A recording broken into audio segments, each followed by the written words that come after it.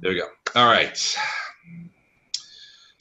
Let's see if I can manage not to show you guys the entire module tonight. Aw. It made it a lot easier. I mean, we weren't opposed to it at all. Doug was telling me, he was looking at the video. He's like, dude, the whole time. You were showing everybody everything the whole time. I couldn't believe it. Yeah, I said that to you once. Yeah. I thought I fixed it. But I don't know what first time I looked down, and I'm like, huh, that looks... That would be the module. And then he kept going, and then I saw you flip over, and I was like, dude, I'm seeing... In all fairness, Les, I have my Roll20 up, and I look at it, so I'm not looking at your shared screen until Mike said, hey, dude, you're sharing everything with us. Then I switched over to your shared screen. I feel so stupid. I'm going through, so I'm writing up the recap this morning, and... well, you guys got to be talking about the damn module being. Oh yeah, absolutely. I feel so stupid. I'm going through I'm writing up the recap. I'm going through the video, and I'm like, I showed them everything. Everything. Yes, you did. It's brutal, but that's how we roll. We enjoy the brutality. So you're sitting there the whole time saying, "Man, how'd they know that secret passage was there?" And man, how'd they know this password that they're not supposed to get until like the next module? It was brutal. It was brutal. But as Doug pointed out, we were chatting earlier, I change everything everywhere anyway. So I guess maybe reading the module isn't as terrible as it all made out to be. But we're not smart enough to remember things when it does come up. So well, you don't have to. It's on video. Well, yeah.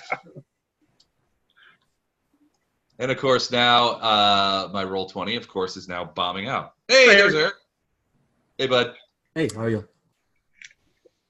Good. If I can get Roll20 to work, we may actually have a game tonight. Can you folks hear me? Not at all. Yep, sure can. I don't know what you're saying. Welcome to the club, Eric. If we're not all assholes to you, we don't like you. Pretty much, that's... What the hell is wrong with my Roll20? Every time I restart it, everything's supposed to be working. This is the kind of shit that happened last time, and it screwed up. That's what screwed me up, because I was having Windows bomb out everywhere, and it messed everything up. This is why I showed you guys the entire show. So you'd like me to stop putting that stuff on your computer to do that? Huh? I was hoping you'd do it again. That's why I put that stuff on your computer to make it bomb out again. Thanks. Very appreciative. Figure since I'm already third level, not much more you can do to me. Well, everybody but Gordon and Jennifer are third level. They are now 7th level, even though we're playing E6. And they have in their possession the head of Vecna.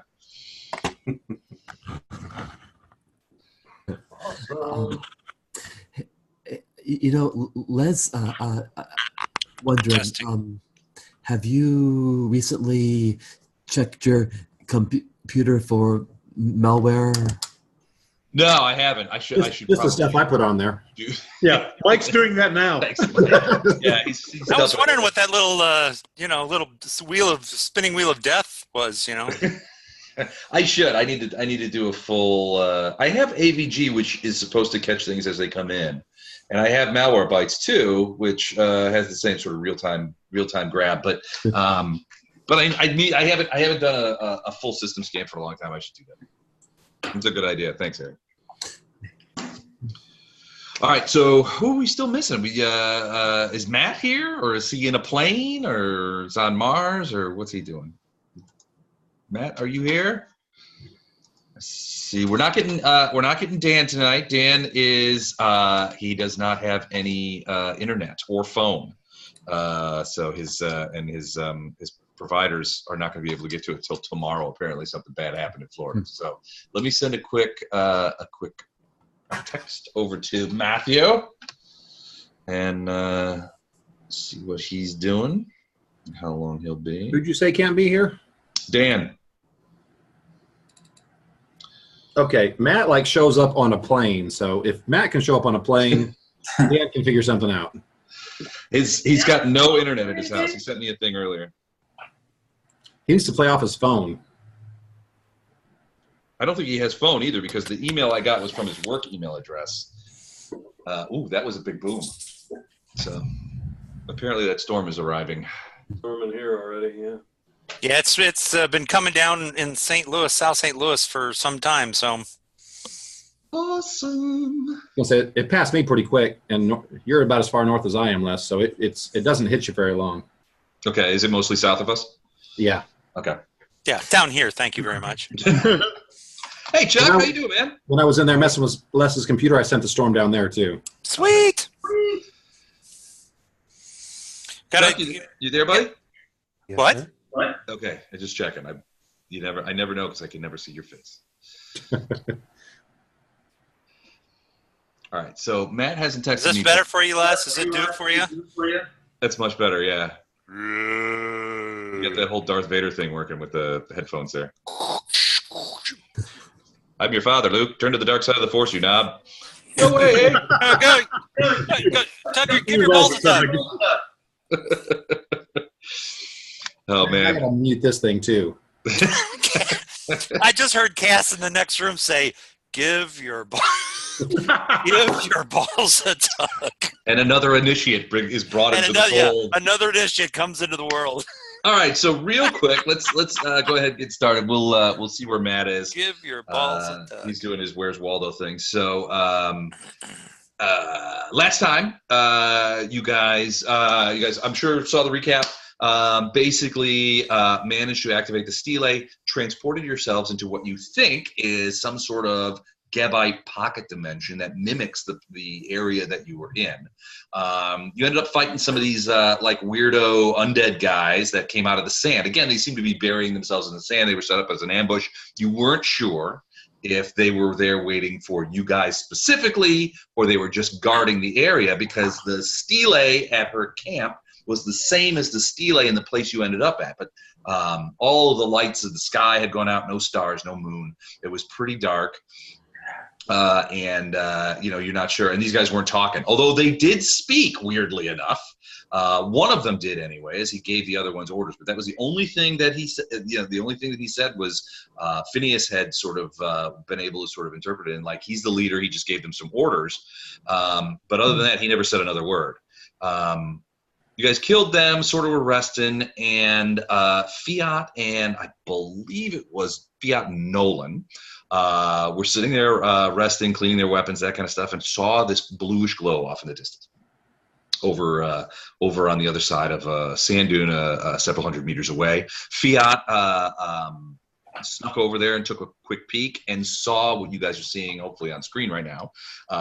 Hundreds of these men in Gebite uniforms with Gebite weapons, all encased in this bluish light and standing at attention as if they were in some sort of stasis field or something like that. Now, not all of them were in this blue thing. You also saw that there were 9 of them who were out, 5 of them sort of just standing there in sort of a guard pose or guard line, and 4 of them helping this other guy who is definitely not a Gebite soldier, some sort of wizard or sorcerer who was performing some sort of ceremony or ritual on another Gebite soldier who was in this magic circle and was radiating blue light himself. The impression that you guys got, especially when Fiat came back and told you what was going on, was the idea that this guy is releasing these guys from this blue stasis field for purposes unknown. You guys were like, haha, we can fix his wagon. So all of you sort of snuck up to the top of the dunes, about 120 feet away from the purple line, as you can see right here. And decided there was a fair amount of debate as to what to do. And I do. Thanks, Doug.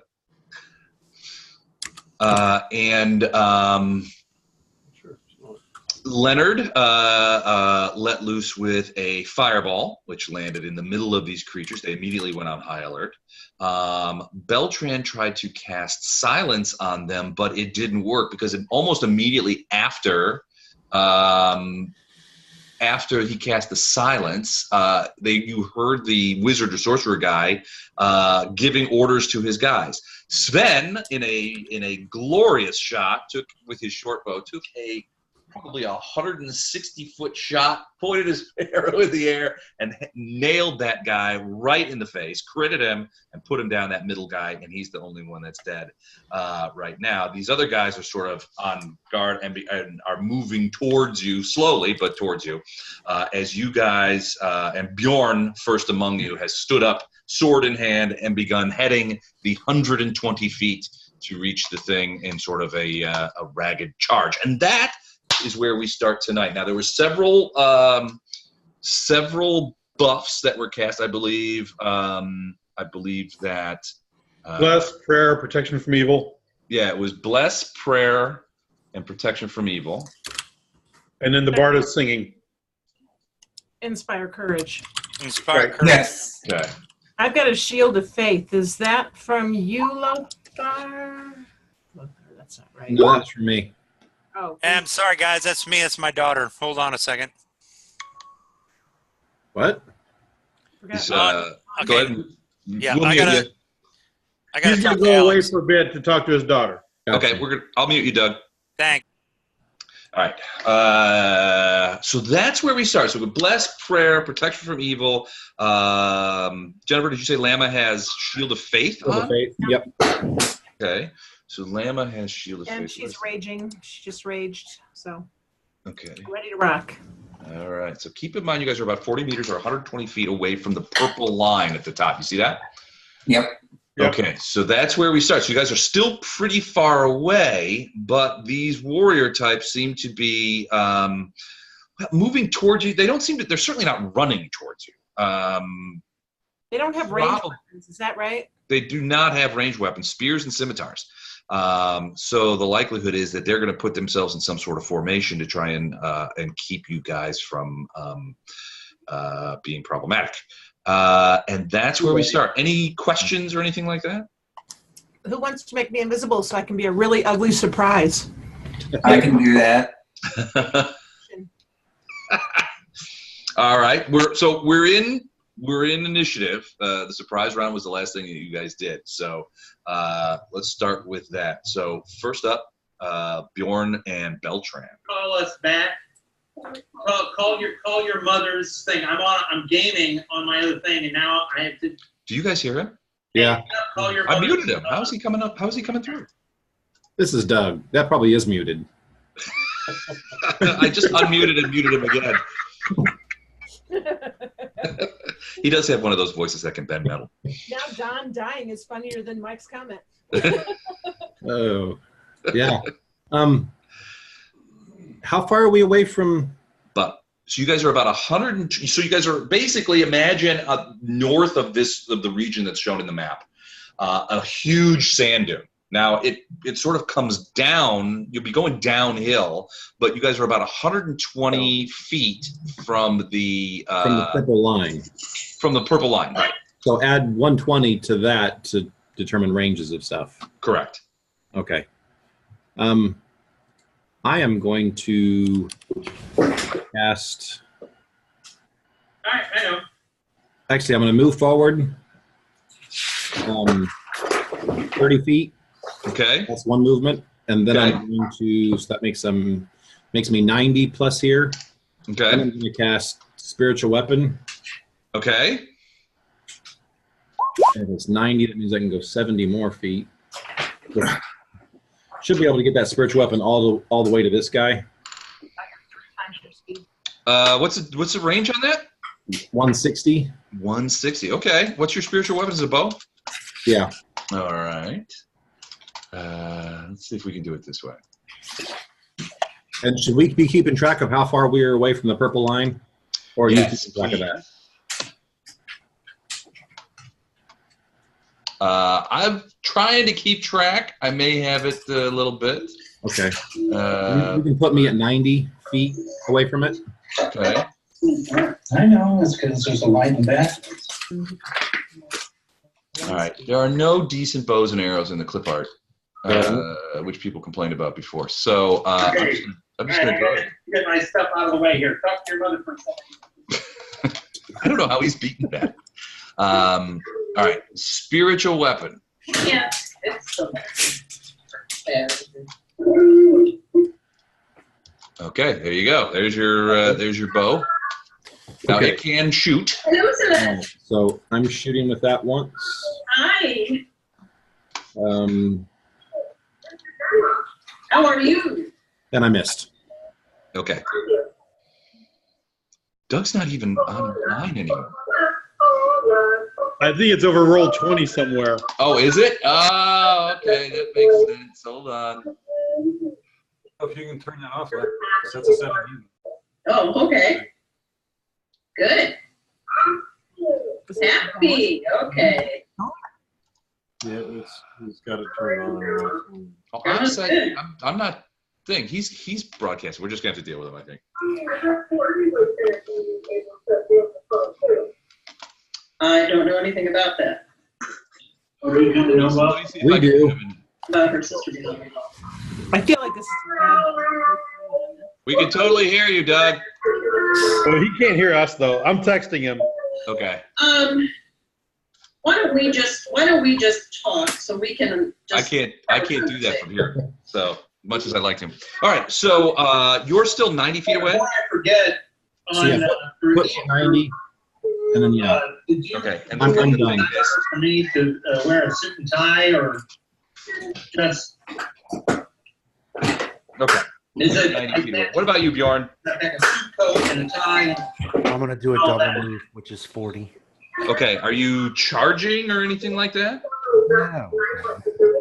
If I charged, I would get marginally closer. But I wouldn't still- You would.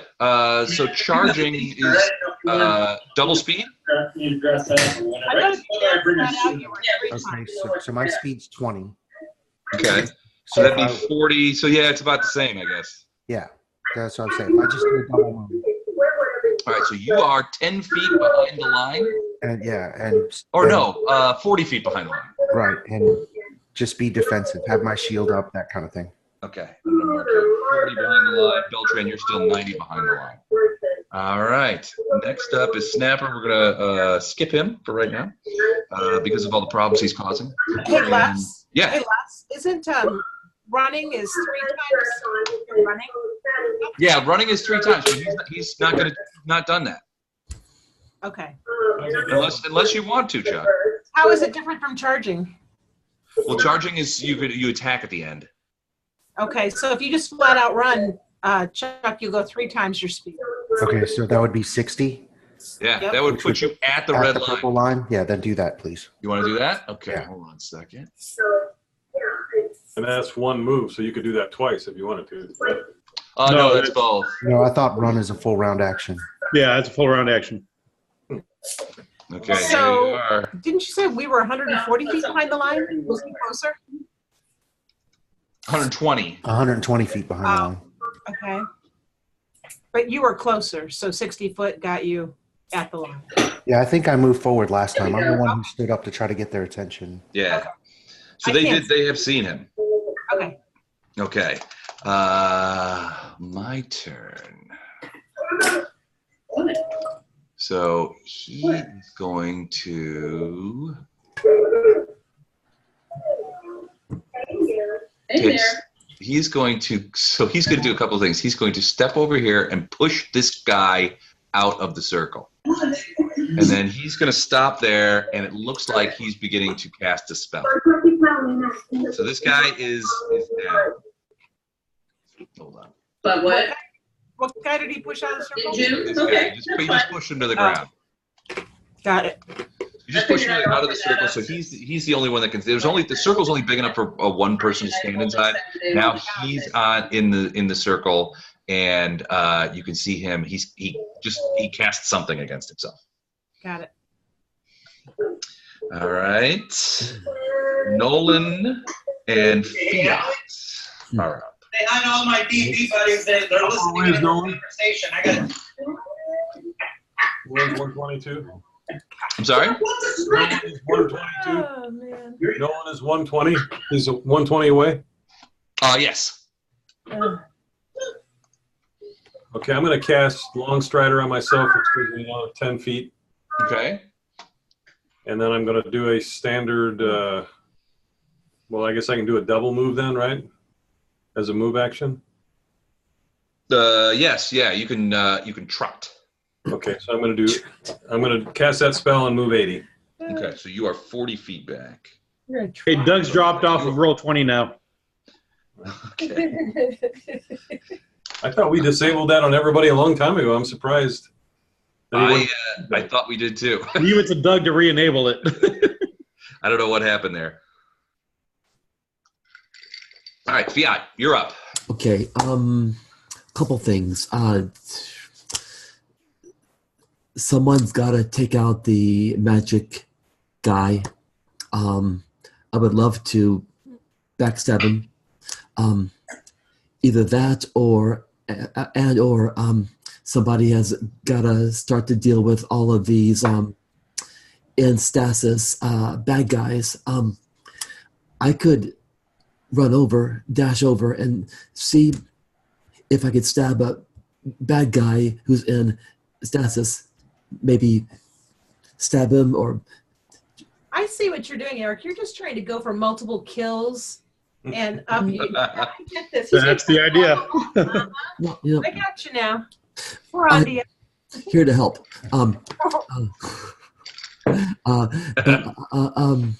Did you?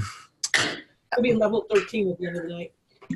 But I had a thought. If we kill the magic guy, will that cause all the stasis guys to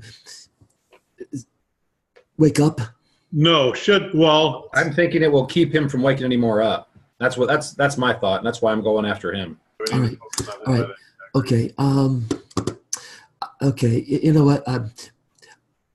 I want to try to backstab the magic guy.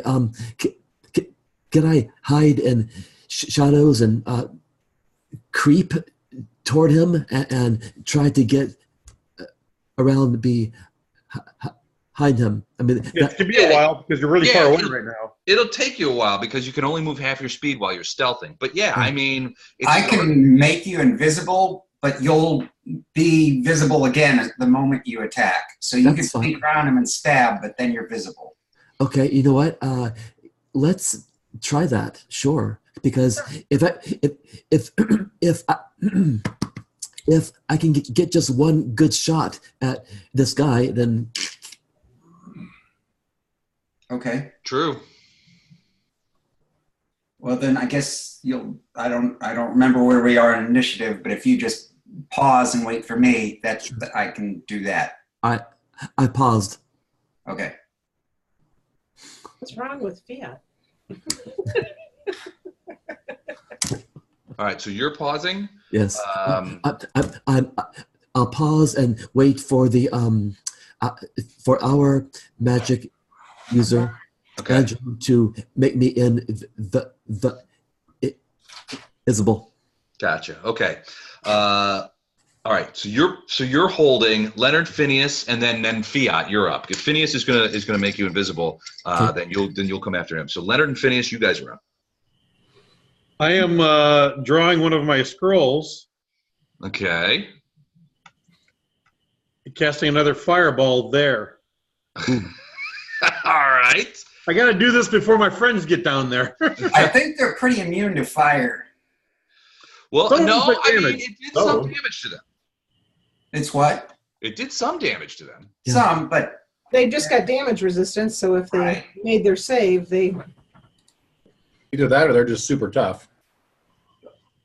All that, but okay. I think cold or something. I really didn't take screenshots and study, but I wish I had. Okay. So, Don, are you casting this fireball? Yeah. Okay. 23 points. Okay, so I have to make some saving throws, don't I? No, just knock them all off. Nah, I'll go ahead and make some saving throws. Hold on a sec. These are reflex. What's the DC? Let me get that for you real quick. Okay.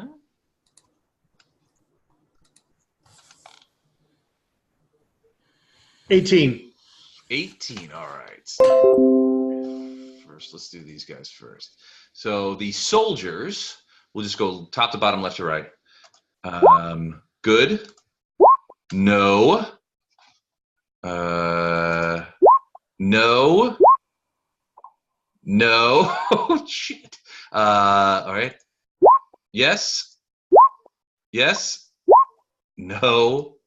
And yes. All right. So half made it and half didn't. First one made it. Right. So half of, what did you roll? What was the damage? It was 23? Do I have that right? Yeah, yeah. 23. Okay, so half of that would be 11. And let me just double check something real quick. The tree's falling. Okay, so gotcha. One. All right. Isn't that one right in front of me? Thank you. Huh, that's weird. Again, like the one before, Don, you see the flames sort of, you know, going around them, and sort of like winking out and not seeming to do very much damage at all. One, here we But you're getting a howdy hurrah from your teammates. yeah, it's like another one. Okay, now he's going. All right. Okay. So, yeah, the flames just explode all around them, and you know, they seem. Certainly, the soldiers seem nonplussed by it. They're looking around, and you can see them swatting at the flames and that kind of stuff. But the flames sort of burn themselves out very quickly. The other guy down there seems relatively unaffected. Like before, the flames sort of like curl around him, and then. So these two are not affected at all, were they? They didn't seem to be, as far as you can tell. Okay. Okay. Phineas. I will cast Vanish on Fiat. Okay, Vanish lasts 1 round. 1 per level, so 5. 5 rounds. Okay. Can I make it there in 5? I don't know. I think so. Now you don't have stealth. Now you can run. You're invisible. All right. Run. All right. So, all right. You disappear. Right. And you hear Phineas say, "You've got 5 rounds. You've got 20 seconds. Get down there." I start to run. Okay. So full on run is triple or quadruple? We looked it up. It's triple. What armor are you wearing? Leather. Yeah, quadruple. Is it quadruple for leather armor? Yeah.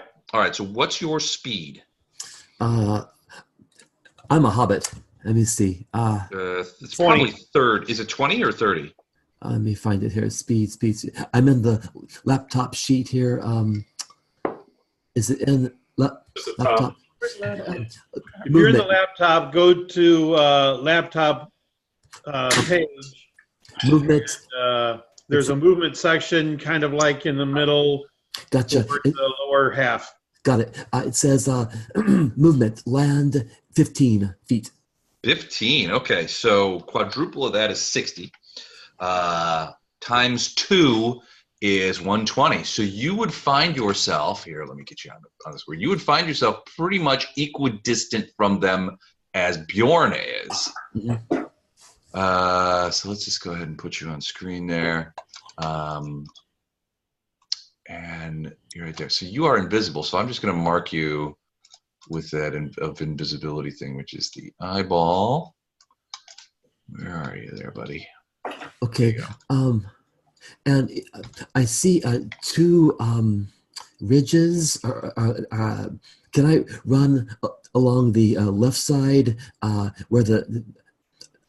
Yeah. So these ridges are like 10 feet high. So There's paths. You see where you see kind of here where the where it's a little bit less focused.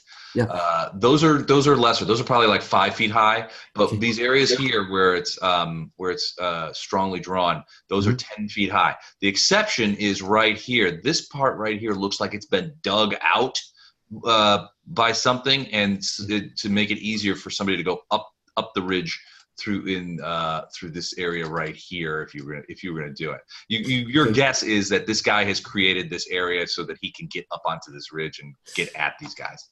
Got it. Okay.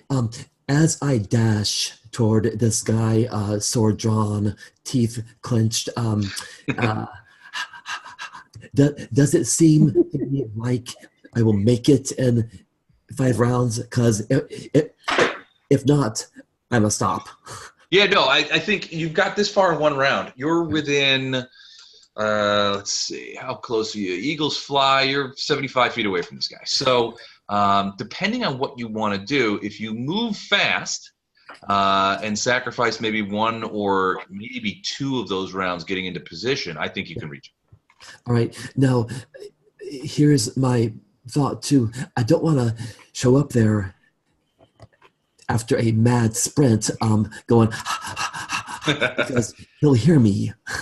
It'll make, who's this panting phantom trying to sneak up and behind me? Well, you'd want to. That would be a stealth roll. You would want to have to. As you get close to him, you'll do another stealth roll to make sure that he doesn't hear you. All right. An opposed stealth roll in that case. Okay. All right. Well, then that. I will proceed to run toward him. I'm gonna try to pace myself so I get there in time to make my stealth roll, get into position, okay. And I'm gonna try to not be totally winded. Gotcha. Okay. Perfect. All right. So it's my turn, Warrior's turn, and then Lama for the bottom of the order. So these guys are going to, there we go. They're going to square up. This guy is going to run here. This guy is going to run here. This guy is going to run here. No, he's going to go there. On top of that dude. And basically they're moving into position to block the thing. This guy is going to interpose himself in front of the spiritual weapon, and he's basically doing this. He's like trying to block it from getting closer or taking the shot. He's not really defending himself. I mean, he's kind of defending himself. Instead, you'll still have to hit his armor class, but he's basically blocking it so you can't shoot the other guy. He's going to do that, and then all these guys, after getting into position, are going to. Oops. Hold on. I'm going to move forward 10 feet. And then this is going to go away and stop being a pain in the butt. All right, so they're going to move forward. They're moving towards you, Bjorn, just in a general sense. This guy, I believe, is dead. Isn't he? Was the dead? Yeah, that's a dead guy. Why is he not marked as dead? He's the guy that Sven shot. Yeah. Okay. There we go. And that's them. Lama, you're up. All I found on Pathfinder in a quick glance was 3 times was running, but I've got a Mistral breastplate. Okay. Can I run 4 times or 3 times my normal speed? I think 3 times. It is metal armor. The mithril counts as 1 category less. So if a breastplate's medium armor, it's like you're running in light armor. Well, let's take a look and see what breastplate counts as. Does it count as medium? Let's have a look. Yeah, it does. Mm-hmm. Medium armor. Okay, so it counts as light armor. That would mean you got a 40 on you. Okay, I've actually got a 40 because I'm raging, so 4 times I can go 160. 160. That red line is at 120, the purple line. Well, you still want to make sure you get there after the tank, right? Yep. Who's the tank? You're the tank. No. Don't let anybody tell you different either. No, Bjorn. I'm the tank. Bjorn's the tank. You want him to take the aggro, and then you want to kill everything around him. Well, he's gonna move in front of me. I'm only gonna get 20 foot in front of him. You gonna let the new guy take all the glory? After you've been working for Master Bashir for so long, kicking ass and taking I'm names? not so sure he is, but I am going to run by him and slap him in the ass and kick. Come on, let's go. I like this. A little motivational technique. Yeah, Has I'm the not Me su- Too movement taught you nothing? I'm not sure being a professional punching bag is taking the glory, but I'll give it a shot. Well, he's wearing full plate armor, so it's more like, it's like a ringing sound. It's not like, a smack. It's like, dong. That's going to hurt my hand. Do I have to roll for... All right, so is this the side you want to be on, or you want to be closer to the other? I've only put you 10 feet in front. I wanted to get you on the board and see where you wanted to be. No, that's fine. I'm fine right where you put me. Right there? Okay. Sure. All right, that's round one. Wait a minute. Bjorn, go ahead. I'm just gonna. Oh, I did run. You're right. I did. I ran, but I'm not on the board yet. You're not on the board yet. Yeah, you are 40 foot, according to my calculations, you are 40 feet back from the purple line. Okay. And I have breastplate, so I am definitely a 3-time, not a 4-time. Yep. All right. So Bjorn and Beltran. Beltran, I have you 90 feet back from the thing, so you're still pretty far up on the dune. Yep. Okay, so charge is twice your movement, and you can still get one attack? Twice your movement, you get one attack. Okay, well, that doesn't really do me any good. Well, you also get bonus to hit. I think you get +2 to hit. No, the issue is I can't get that far. My movement's only 20. Yeah, you're only 40 feet away from these guys. Are these 10-foot squares or 5-foot These are squares? 5s. Oh, I thought they were 10s. Cool. No, these are 5s. 10, 15, 20. You're there. Oh, and it's a double move for charging? Yep. Okay, so then I'm going to charge here and take a swat at that guy in front of me. All right. You get +2 on to hit. 23. 23. -2 on your armor class. 23 is a hit. And 16 damage. 16 damage. Let me check these guys real quick. I'm sure they got damage reduction of some sort. Oh yeah, tons of it. Okay. Seems to have no effect. No, I'm kidding. That's a solid hit. Terrible. Yeah, you nail him with a pretty solid hit, and he staggers backward. His scimitar sort of in his hand as the force of this armored giant just comes rolling up and just blasts. Just kind of like clonks away. You have a longsword, right? Correct. Gotcha. Okay. All right, Beltran. You see the clash has begun where Bjorn has smashed into the line of enemies. Okay. I am. Snapper, you're up next if you're here. So I'm 90, 100, 110. Okay, so I need to move 40. I'm going to back yet. I'm going to move a single move up less, so now I'm 60 feet 60 away from the line. And then I'm taking a single shot. Arrow shot. Yeah, arrow shot. Is that 1 range increment? No, it's 0 if I move up one first. So. 60 plus 40 is 100 feet. Yeah, longbow's 110. Oh, okay. Gotcha. I thought for some reason I had it in my mind that you were using a short bow. So. Nope. So a single shot at this guy, and then my spiritual weapon is still going to take a shot at this guy. All right. I'm going to do spiritual weapon first.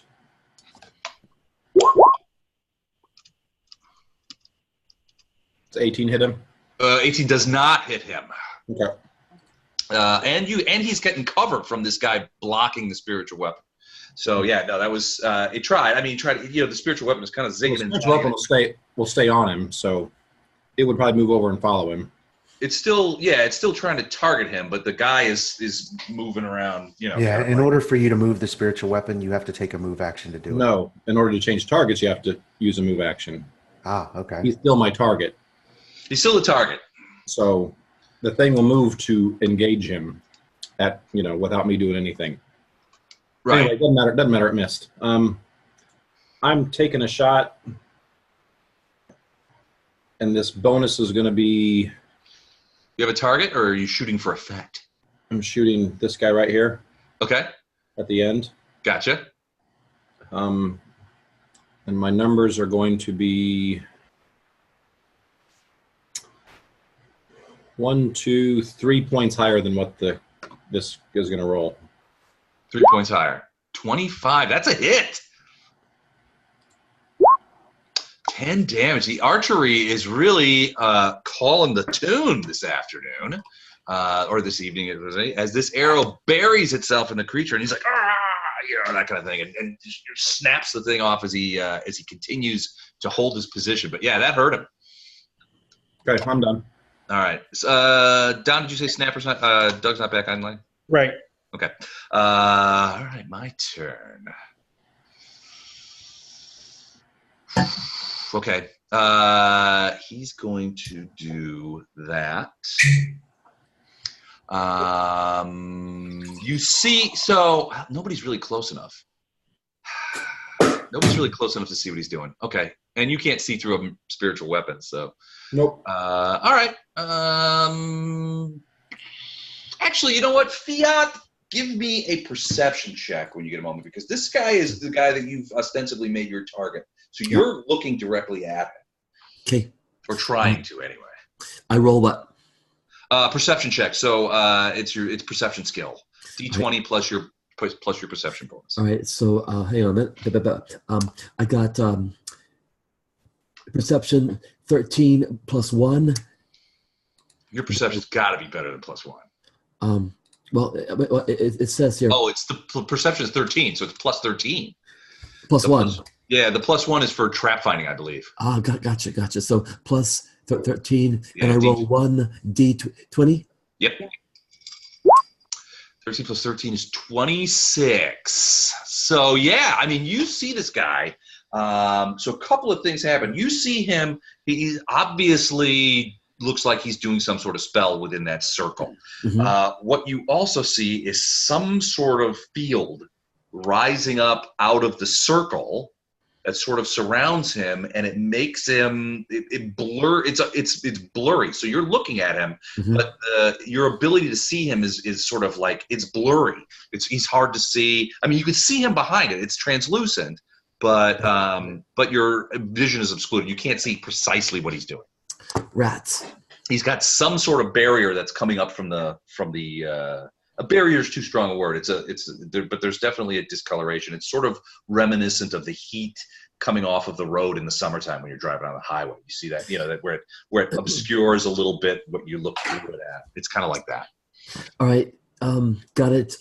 What I am going to hope. Not your turn yet, man. Caught you.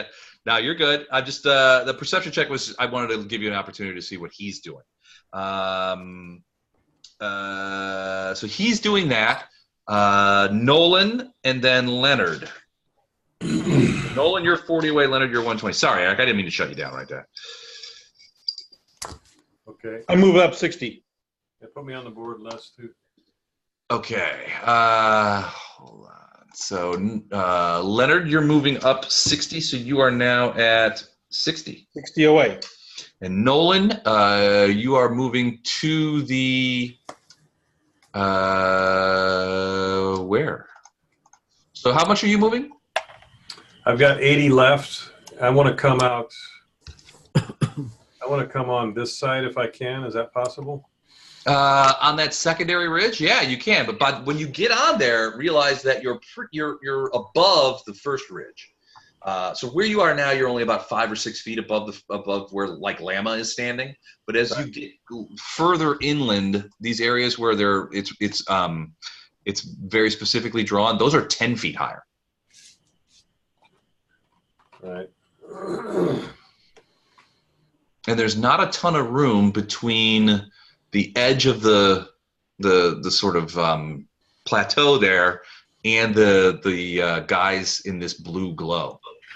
So if I get to here though, that's clear, right? The 35 feet. Mm-hmm. You'll be right at the very edge, but sort of in an area between the blue glow and the edge of the.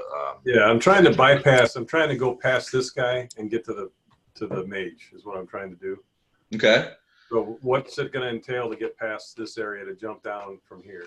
You, unless you want to try your hand at going into the blue glow, you can reach this point right here, this square right here, and then you'll have to jump because at that point the blue glow reaches all the way to the edge.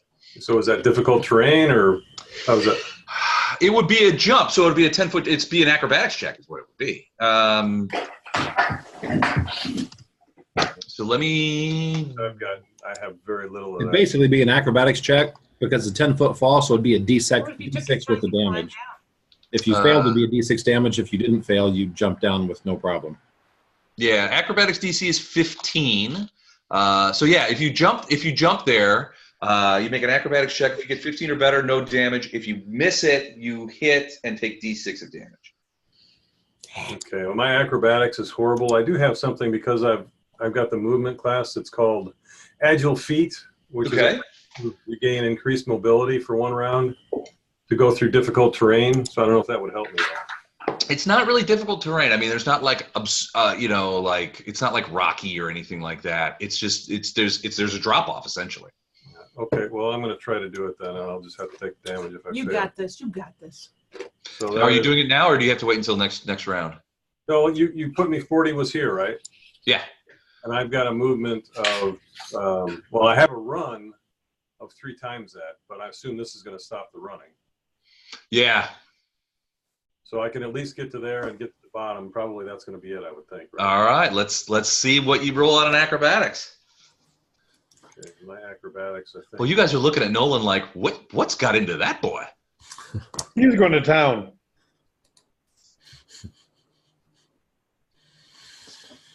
I got to figure out. I've got a -4, but a +4. I got to figure out what that is. Oh, maybe jump. Okay, so I'm at 0. Awesome. So 15 or better. Oh, he made it! All right. So you are down on the ground. Lama, you're like, what the hell is that? You just sort of like jump down, and he's got his spear out, and he's like, aha! And he's like charging towards him. All right, Nolan. Leonard, what about you? So you ran 60 feet. Did you do anything else? No, that was a run. Oh, that was both. Okay, so both your movements? Yeah. Okay, Phineas and Fiat. Okay. Phineas. How far can I advance without, I mean, if I come up to that purple line, am I visible to? You're back if you want to finish him off from the Can you guys hear me? All right. Yes, Doug. Hey, there's Doug. We'll get to you in a minute, bud. Thank you. Thank you for understanding. What were you saying? What were you saying, Gordon? I just said if he got here right at the end of that round. If you want to let him go because he missed it. Oh, Doug, you mean? Yeah. We'll do him right after Phineas and Fiat. Oh, I'll let you do me anytime. I gotta. Are we still? Yes. Are we still doing phrasing? Phrasing. Gotta do that. All right. So Phineas, so they can probably see you now. Okay. You're at the top of this dune, 125 feet away, and you're singing. So, I mean, it wouldn't take a lot for these guys to spot you. The darkness does not seem to be an impediment to them being able to see you. Actually, I'm not singing because I cast a spell. But I've got the. But it'll last for a couple. Oh, you cast Vanish. It goes for how long? 2 rounds after you stop, right? Yeah. The echoes of the final countdown continue to reverberate along this valley. So we have another round of it, right, then? Oh, yeah. 2 more. So, Phineas, what do you want to do? I will move up to as far as I can. I guess no farther than that purple line for the time being. All right. Where are you? Here we are. And I may be I am invisible. I cast that on myself. What kind of invisibility did you cast? Was it Vanish or was it real invisibility? Real invisibility. All right, and you haven't attacked anyone yet, so I guess you still are invisible. Just you and Fiat, 2 invisible guys making the scene. All right. So you get to there. You're there. That's going to probably use up your 6 seconds. Fiat, what are you going to do? All right. I'm wondering what this blue shield will do. I will you to run toward the magic using blue shield guy, and I'm trying to get around behind him and stab him. Okay. So there's a couple of tricky bits for you here. One, you've got a bunch of bad guys sort of form a defensive line in front of them. You can try to get past that, but you got to make an acrobatics check to get past them. Or you could reserve until say if he's invisible, they can't see him. Yeah, but they're I mean, you still can't just like pass through an enemy square just because you're invisible. No, but if there's like there's a diagonal right here that he could pass through. Okay. Yeah. From this one to that one. Okay. Remember, I guess that's workable. You could sneak through there. Well, okay. I am 3.5 feet tall. True. Huge. And I am going as quick and quiet as I can. I'm gonna try to slip through that space. That Mike pointed out. Okay. All right. So, a couple of things. Your movement rate. You're not running anymore. So your movement rate is your movement rate. It's also halved if you're going to stealth. If you're going to be quiet, you have to roll a stealth check, and I am going to oppose those stealth checks to see if people hear you. But that being the case, your movement rate. What did you say it was? 15? Yeah. Oh man. Okay. So you could do 15 feet. In one round. So yeah, you won't. Oh man, you gotta run. You gotta run and try and get through there, which means you're not going to be able to use stealth, which means they may hear you. Okay. You know what? Or you can wait until Bjorn and I clean house. Go to the end of the quarter and let Bjorn and I make a hole for you. Do I think I have time to wait for Bjorn and Llama to make a hole? You'll still be in the same round. You'll just be at the end of it. Yep. I will wait. Once you go to the end, though, you'll be stuck there, Eric. Like once you hold off to the end of it, you'll always be at the end of everybody every round from here on out. Well. Yeah, I like doing that. Forever and ever, regardless of the combat. Tomorrow too. Tomorrow, not tomorrow. That's just for this combat. But yeah, I mean that'll put you at the bottom of the order. But if Bjorn and Llama can open that, I mean, you'll actually, the way it works out, you'll actually go between Llama and Bjorn. Okay. In the order. Really, all I care about is stabbing the magic guy in the back. Okay. So. Single-minded kind of guy, huh? He is. Yeah, he seems focused. All right, cool. So you're gonna delay. All right. So. My turn. The warrior's turn. Do I get a turn now? Oh yeah, I'm sorry. Go ahead. I'm sorry, Doug. Snappers up. How much have I missed? Most everybody. We've just been leapfrogging up here. Everyone's it's sort of like running down the dune. Now you're still 120 feet away at the top of the sand dune. 120 feet from the purple line right here. At the top of the sand dune. So, everybody else is sort of like run down there, Nolan and Bjorn and everybody. Phineas and Fiat are nowhere to be seen. Only a little ways ahead of you is Leonard, who's about 60 feet in front of you. All right, so I am 120 feet north of purple line. Correct. Okay, well, I already said when we ended last night or last Sunday, I've read it in action, so I'm going to make my best. How many feet? That's only about 75 feet. That purple line is from this dude here. Correct. All right, I want to run and get to within 160 feet. Okay, you don't have to run. Huh? And you don't have to run. It's only about, if it's 120, 195. So you're about 195 feet away from him. So if you want to get to 160, that's 35 feet. That's going to take, unless you've got some way to speed up, that's probably going to take 2 movement actions. I hate to say it, but it may take both. Yes, it's going to take 2 movements. But since I've read it in action, can I get my spell off? Yeah, I'll allow it. Yeah, absolutely. You missed the first round, so yeah. Let's assume that you move forward the first round and then put yourself within that 160 range. What are you going to do? Well, I've prepared the Searing Light, and there's Searing Light. Okay. And there's I think it's 160. Yeah, range is 160 feet. So that'll do it. I mean, that was my call. Okay. So. Okay, cool. Let me, I got to check one thing. So there is a spell resistance factor involved, so you're going to need to overcome that. I have to check. Oh, okay. Excellent. All right. So he's got spell resistance. So got to make a spell resistance check. It is D20 plus your caster level. What happened there? I don't know. You should have heard it earlier. There's a bunch of people talking on the phone. It was crazy. Talking to grandkids? I know. Oh, I know. Tell me about it. I think you've got, hey, Doug, I think you've got your audio controls on Roll20 as well as on Zoom on. I know.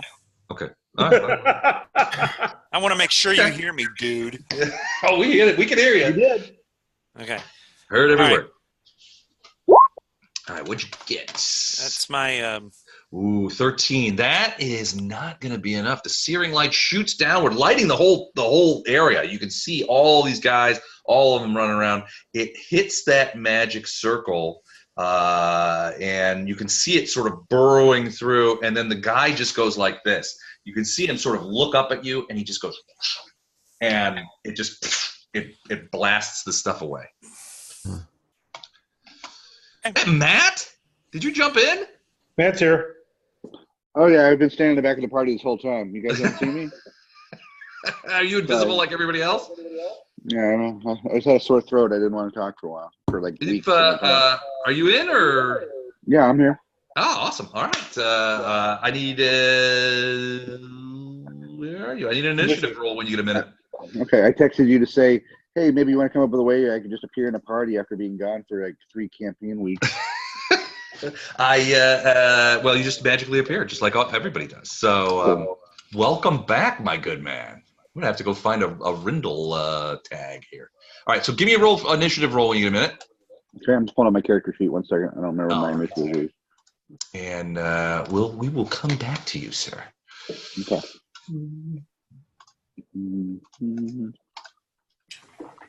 All right. So Doug, that's what Snapper blasted this thing at this guy. It cut through over the top of everybody and went in there, and he just sort of like snapped it away. It doesn't look like it hit. It doesn't look like it hit him. Okay. All right. Warriors. All right. This guy turns around and tries to stab Nolan. Of course. There you go. Well, that's not the worst. Okay, got it. He tries to stab Nolan with his spear, which is +7. Hold on a second. 24. It's a short spear, so yeah, it is. Okay, then that is a d6 +8. 10 points of damage. The guy whirls around, smiles sort of this mirthless smile, and gives you a stick right in the kidney with that thing. The guy so these 3 are going to, actually, you know what they're going to do? What are they going to do? How do you mute the setting it on Roll20? It's in the gear under my settings. Scroll down, video, audio, chat options. Below that, you'll see I want to broadcast to others, but nothing. And then I want to receive others, but nothing. Also nothing. All right, boy, these guys. All right, that should be better. They're not going to do that. So this guy's going to stay right there. He's not going to attack. The 2 guys with spears are 2 guys with spears, and 1 guy with a scimitar is going to attack Bjorn. So 2 guys with spears. Here they come against you, Bjorn. Oh, no. This is the left side guy. Roll to confirm. That confirms. Oh, wait, that's not. No, it's not. That's a wrong dice. 21. That confirms. Son of a bee! All right, that is a fumble. Let's go ahead, and I got my handy chart maker here. Had to go old school. Dig out the old Paizo apps. No more attacking. I fumble. So that is a melee weapon. Oh shit! Sorry, it's called. Your attack hits an ally adjacent to you or the target. So he hits the scimitar guy for 13 points of damage. Oh, that kills him. He kills the guy next to him, and then he yells out, "Come on, Bjorn, let's get him!" It turns around and starts heading the other way. Did we just get vermed by an NPC or like an enemy? Yeah, he killed his own guy. He's sort of looking over like, "Oh, I'm stunned." I just got vermed by a bad guy. He just got for that. I don't know that I could count. No, that. it doesn't count because all of them have taken some minor fireball damage. So. Okay, it's so true. That's multiple hits. All right, so the next guy is going to try and spear you, and let's see if he kills his friend. 20 is a miss, I'm going to say. It is. All right, this guy is going to maneuver then into this space to block you from moving forward. I think that's it for me and my guys. All right, so Llama and Fiat. Fiat, these guys are opening holes in their own line for you, man. Okay. Again, let me see if I can make another hole for you. This looks like a bad day to arrive with amnesia. Luckily not a confirmed fumble, but it is a miss. No hole. All right, Fiat. There's no hole there. What are you gonna do? You can still slide by us, though. All right. Theoretically, but it's so. Here's the problem: if he stealths, he can't get there fast enough. All right. This is his second round of vanish. He's got 3 more after this. I gotta try to get through. Okay. So, are you going to run through, or are you just going to move through? Because they have various DCs for the perception of the bad guys. If he gets hit, is he visible? No, it's only if he hits somebody. All right.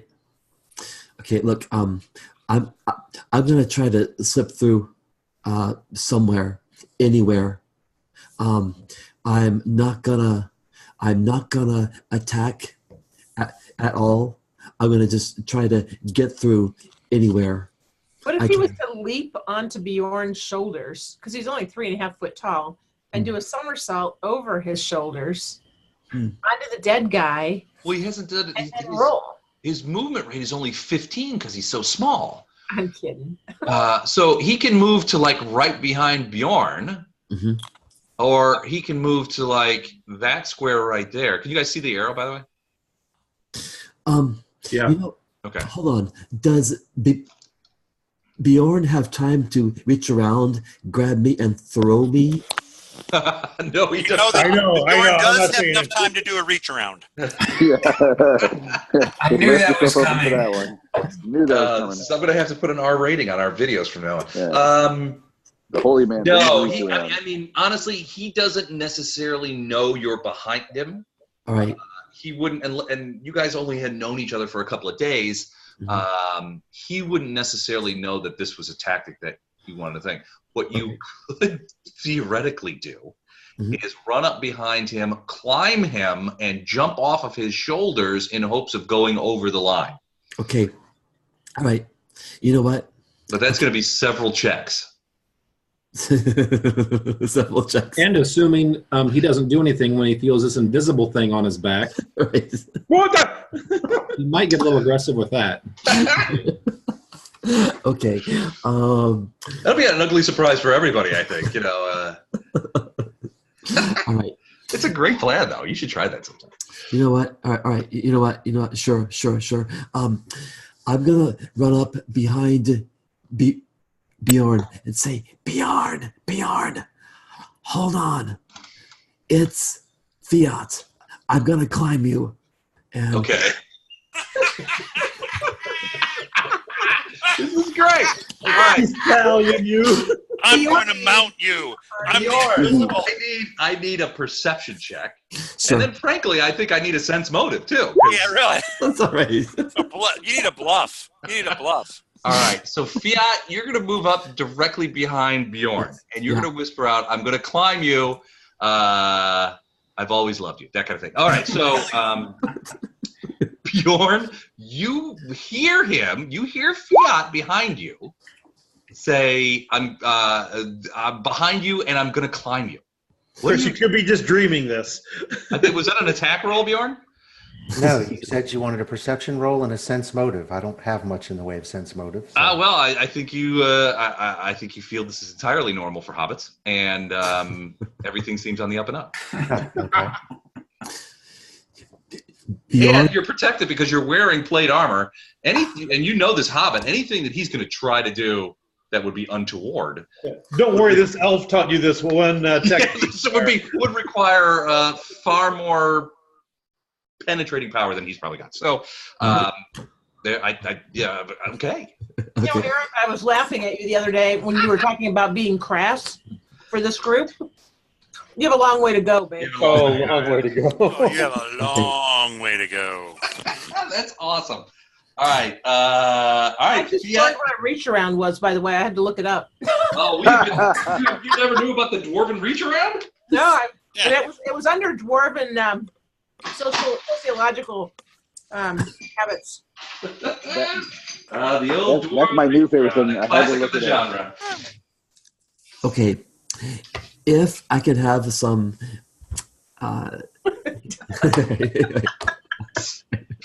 Order, please. Is that what you want? Order? Eric, you're killing it here. Right. Bjorn, I'm going to climb you. You can grab me and throw me as far as you can. You know, he can throw a long way. That could be bad. Okay. So here's the fun part. Well, you do see he's got a sword in one hand and a shield in the other. So yeah. Oh, he does. Do you have a shield, Bjorn? He's got his hands full. Yes. All right. Then look. Okay. That's saying something. Yes. Well, because I was saying it's Bjorn's turn. Climb on the shield and get pushed. You know what? A Legolas maneuver? They're going to have to coordinate that a little more than just. Like that'll take 3 dry runs at least. I'm gonna hop on the shield. You don't have you don't have the movement rate. You took everything you had just to get up behind Bjorn and okay. talk. And you can't hop on a shield. It's not like he's holding it up. Yeah, I don't know that you can jump on a shield. All right, but Bjorn, it's your turn. You've just heard Fiat say, "I'm going to climb you. Throw me if you can." And you're thinking, I got 2 hands full, and I've got like 4 of these fighter guys on me. I don't know that I'm going to be able to throw him. I don't know. What do you do? Maybe throw down your weapons, grab them, and toss. Yeah, probably not. Yeah,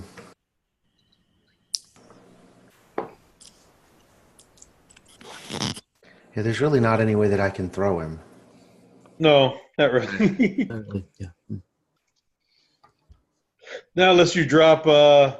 Yeah, I'd have to drop my shield or my sword, which I'm not going Right. to do in this case either way. Yeah. So I guess I am going to theorize that he's trying to get past at least. So I'm going to attack this one. The one to the right or left. Correct. Your left. The one to my left. Gotcha. That way, if he's just trying to get past, maybe he can not try to scale me like a mountain and just run around. All of these are going to be at +2 because of prayer and bless. Correct. 20. 20 is a miss. Sad to say. He's not sad to say that. I'm a little sad. Not really that sad. But that's a miss. 20 is a miss. I'm sorry. So a wicked chop as you are a bit disconcerted by the fact that Fiat is behind you, getting ready to climb you. But so you take a swat at that guy to try and open up the hole, but miss as he dodges back out of the way just in the nick of time. All right. Beltran and then Snapper, you're up next. I'm going to move up another 30 feet, so now I'm only 30 feet behind this line. Okay. And then I'm within 110 feet of this guy, and so I'm shooting an arrow at him. Another arrow. Okay. And then my... Hold on, I got to check something. My, whatchamacallit, spiritual weapon's going to do the same thing. So do spiritual weapon first. All right, go for it. That missed. Okay. And now we've still got a couple rounds of the Bard song going, right? Well, this would be the last round of the extended song. So when we get to Phineas, I mean, he can re-up it, but it's still going right now. Okay. So then... Actually, that means Bjorn's swing should have been at +4, not +2. Oh yeah, if there was that. Got one for prayer, one for bless, and then 2 from the song. Really? So you got a 22 instead of a 20? Yeah. All right. So 11 damage. No, the damage would be +2 as well. Yeah, and the damage is +2 as well. All right. So he did get a hit, but he did not kill him. Okay. He did hit him. There, AC, in case for those of you who have not taken the Sherlock Holmes easy study course on determining ACs, the AC is 21. 21. Okay. And then I'm shooting it there, and this will be a +4. Okay. At the mage guy. Okay. And also a miss. At least my die rolls are consistent. So give me a quick perception check. You have been sucking pretty bad today. 30 perception. All right, so you let loose with that longbow shot, and you immediately know when you fire. It's like twang, and you're like, oh, that didn't work. You see it sort of curve off to your right a little bit. It's like a slice in golf, and it lands amongst the dead, the guys inside the. They're not dead. The guys inside the thing. It passes through the this blue glow, and you see the arrow is actually sticking in the shoulder of one of these guys. He has not moved. It's just sticking there, sort of stuck in his shoulder. And he's just, I mean, the guy has not moved. He's just standing there. Okay. Saying, I just call out, I'm taking care of these guys up here. You guys just go ahead and worry about the rest of them. I got the army. You guys take out the little guys. But yeah, it's weird in that, no reaction. It did not move. It did not fall. It's not bleeding. It's just the arrow seemed to have stuck in it. It was almost like shooting it into like a mannequin or a dummy. Gotcha. Okay. All right. So that's Beltran. Snappo. Okay. Do any of these buffs aid this, to get through his spell resistance? Nope. No. All right. Wait, does prayer? No, prayer doesn't work against spell resistance. No. Okay.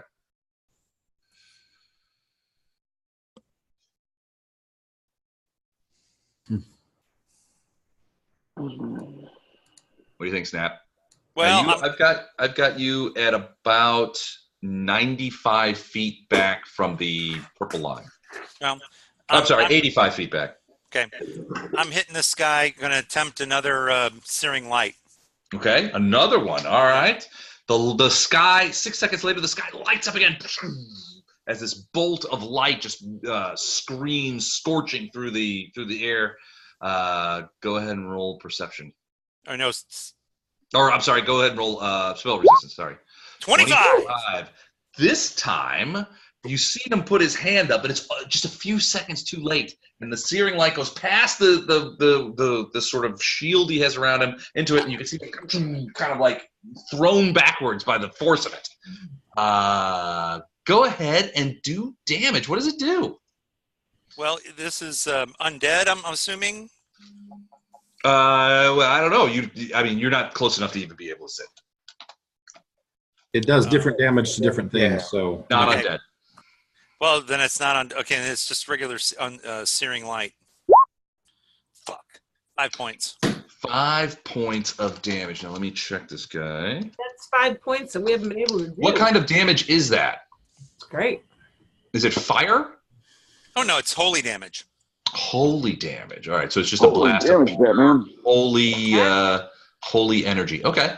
Let's see. The thing about it, if it is a creature that does not like light, if light spells hurt it, well, then I'd have to roll something different. Right. In this case, he's not undead, and he is not vulnerable to light. Sensitive to light. All right, but it did hit him, and you could see him sort of like scowling back up at you. All right, his turn.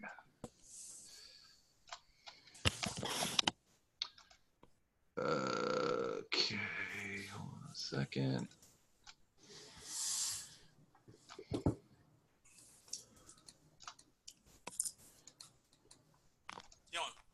I actually don't know if I could have rolled any worse on that. It was 2 1s. Yeah, that's minimum damage. Suddenly, in front of him, and in front of the guy that he sort of tossed off casually into the sand, 2 vulpine creatures, like wolves, but covered in flames and with eyes of glowing red, materialize in front of him. And one of them immediately charges Nolan. The other one moves forward towards these guys. Nolan, that creature's gonna get 1 attack. It tries to bite you.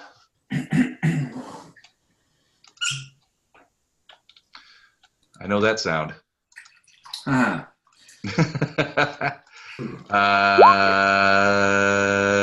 miss. So the creature does not able to bite you, but now you have this large sort of dog-like creature with flames coming off of its fur and glowing red eyes. So he does that. Okay, so that's it for him. Nolan, you're up. And Leonard. Wiggle them. See if they wiggle. Leonard moves up 60 feet. He's at that line now. Okay. Leonardo. Right, hold on. I'm going to put you right next to Phineas. You can move yourself wherever you want, though.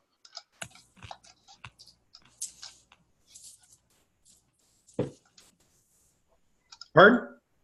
I'm going to put you at the line. You can move yourself wherever you want on that space, though. On that row. That's fine. Right there next to Phineas. You don't know Phineas is there, by the way. He's invisible. Okay.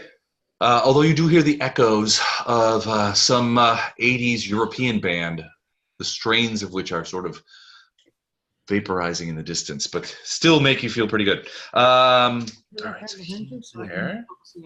Nolan, what about you? I'm going to try to attack the guy next to. I'm not doing anything. I'm sorry? I'm playing with my longsword. I rolled a 10. I'm not doing anything. Oh, yeah, okay. So who were you trying to attack, though? The one right directly in front of Llama. Ah, gotcha. Okay. So technically, just so you know, you are flanked. Yep. Okay. Yeah, so does 12 do it then? No, it doesn't. He's flanked, not the other way around. Phineas and Rindle. Now, Rindle, you are at the top of the dune, 120 feet back from the purple line that you see there that Leonard and Phineas are on. So you're 120 feet up on the top of a dune. Wait, so I'm not on the map here? No, you're not. So I got to run 120 feet to get to the battle? Depends on what you want to do. Snapper's back there with you, he's about maybe 35, 40 feet ahead of you, and he's popping off searing lights like they're going out of style. Okay. Quick question. When last I left, I was commanded to build a big ass pile of scrolls in case my spells didn't work. So I have both. But it looks like we're able to use spells just fine in this battle. Seems so. Yeah, it does not seem to be a magical dead zone. That sounds like a terrible news for these guys. All right. Do we need these guys in any particular pieces, or as many pieces as possible? Very curious as to how this is. So who are you asking this to? Like Snapper? Yeah, but like, hey, Snap, is it okay if these guys, if we, chop them up into little pieces, or do we need them in some fashion? We need them not. All right. What are you gonna do? Is it my turn? It's your turn. Yeah, you and Phineas.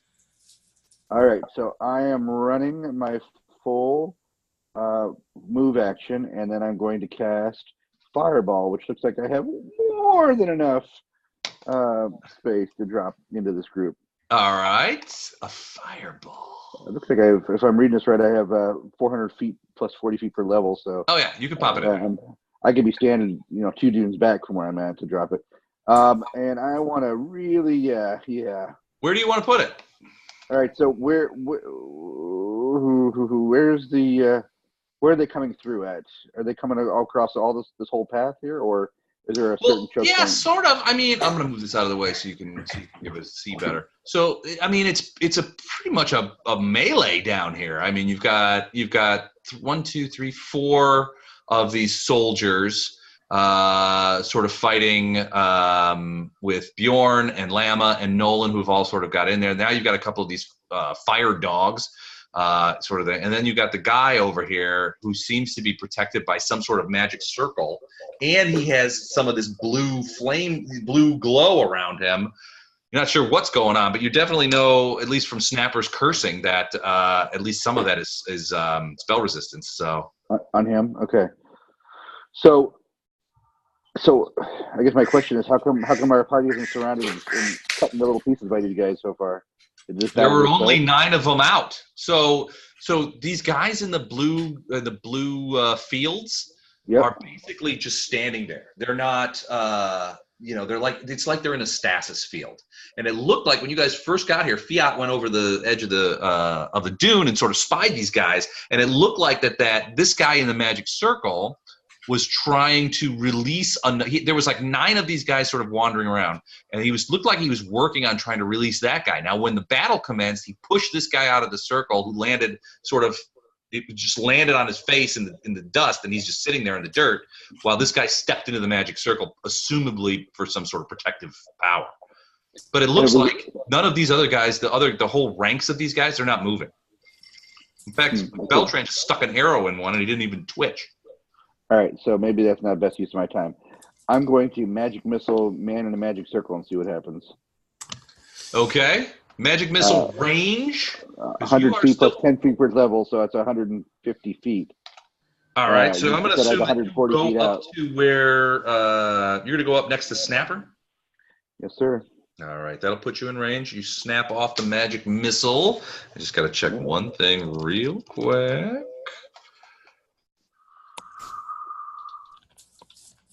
2/3. Yes, 3/5. So I got 3. Okay. Okay. Awesome. All right. So you snap off a magic missile. How many missiles go? 3. 3 missiles. Okay. So you send these missiles down, and they're just chasing down the same path that the searing light went. That Snapper's searing light went. These missiles are just like kind of like going right at him, and you can see him sort of like he's just got hit by the searing light, and he sort of stems up, he sees the missiles, and he puts his hand out, and the missiles just go before they even reach the magic circle. They're puffed away. Lame. Okay, well, at least I didn't waste a better spell. All right, I will ponder my next move and get closer. Okay. Well, you can't move anymore now. Well, I know. I meant in future turns. Gotcha. All right. So you're at 85 feet back from the purple line. Phineas. Now, this is you can feel the strains of Final Countdown begin to waver in the air and dissipate. So I have a question about Inspire Courage. Can I use message to sing? It'd be whispering, so anyone I'm not intending to hear me would have to roll a 25% on a perception check. I don't think so. At least not the bards I've played. Yeah, no, I don't think you can do that. That's a weird idea, and I'll have to look more into it. But I don't know that. I mean, so to what end? I mean, you want to sing strictly to one person? Well, I can sing up to 5 based on my level. So I can whisper a message that only they can hear. Are you trying to stay hidden or something? Yes. Where are you? He's I'm in on the the line. purple He's next to line. Leonard. Okay. Because no one's aware of where you're at, or no one can get to you. Well, they have. I mean, he makes a good point, but also Phineas, the idea is that those guys are not actively hunting behind those lines. I mean, you've got Lama and Bjorn and Nolan who are actively creating a fair amount of consternation for warrior types. All right. Well, they're not hunting you.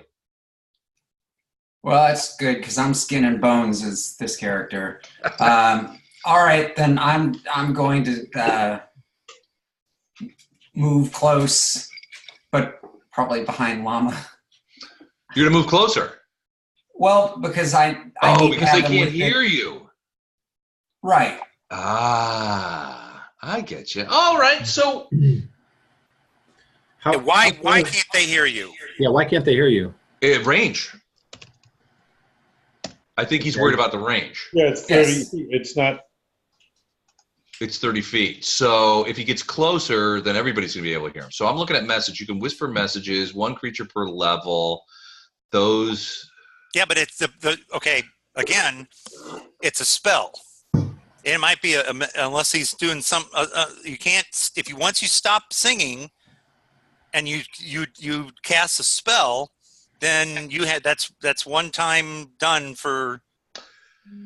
Yeah, no, I don't know that that's the contentious part. I think the contentious part is, can a bard use a message to target specific people? And a message is not normally audible to anybody that's not in the message spell. Like, so it's used for inter-party communication, right? So what he's saying is, if I cast message this round and next round I start my bardic performance again, will it go down the message pipe and only be heard by the people I want it to be heard and not by anybody else? That is correct. I think that would work. But no one else would get the benefit, though. Only those people that he picks to receive the message, correct? Right. I think message can only do one at a time, can it? No, it can do up to one per level. One creature per level. But do you talk to all of them at once, or do you talk to one at a time? All at once. All at once. Okay. Whisper the final countdown. Right. I think this would work. Yeah, that might work. Which means that you could stay back because the range on message is 100 foot plus 10 foot per level, so 150 feet. You're fifth level, right? Inspire Courage, I think, is 30 feet. Yeah, but if it's coming through the message, it goes right into their head. Oh. Well, the problem is you can only pick 5 people to give it to. Well, I'll just pick the people on the front lines. Okay, so. Oh yeah, make sure you get Leonard and the archer. Okay. All right. So who I need to know exactly who. So this round you're casting message. So who are you sending it to? I need to know exactly. So Llama, Bjorn. Okay. Nolan. Okay. I guess Fiat. Okay. And that's 4. Anyone else I need to cover? Beltran would love it. And Beltran. All right. So you guys hear you 5. The rest of us take off the bard stuff. Yeah, you guys do not get the benefit of the bardic performances anymore. But those 5, Bjorn, Beltran, Nolan, Lama, and Fiat, you feel this sort of like voice in your head. It's Phineas saying, hey, this is another blast from the past, another oldie from the goldies, coming at you from Radio Phineas. This is the final Pirate countdown. Radio Phineas. Pirate Radio Phineas. This is the final countdown by Europe. And off it goes. All right, cool. That's awesome. Not Kaja Gugu or anything. That's too shy. That's for stealth. All right, Phineas. Interesting thing. You're gonna get. That's a great idea. It's a little bonus XP there. All right, cool. Very cool. My turn. Warrior's turn. All right. So first things first. This guy who is flanked by Lama and Nolan is going to weirdly whirl away from Lama and go after Nolan because he gets the flanking bonus because of the dog. What did he roll? Oh, nice. 12. That's going to not happen. All right. So this guy, scimitar dude, is going to take the 5-foot step up to Llama and attack. Since he's using scimitar, he gets this bonus. 18? Does that hit you?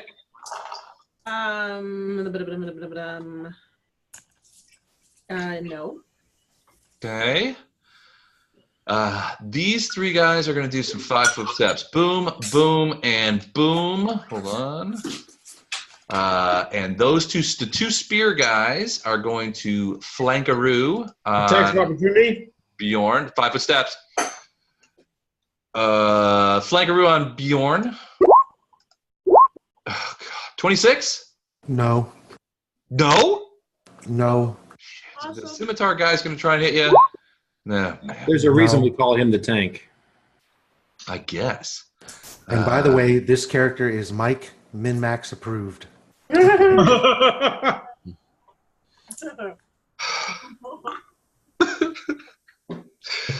hate Mike Min-Max characters. All right, so this guy is going to 5-foot step and try to bite you. This dog, Bjorn, he's going to miss too. All right, so lots of things happening there. Llama and Fiat. Hey. Llama? Llama's going to swing.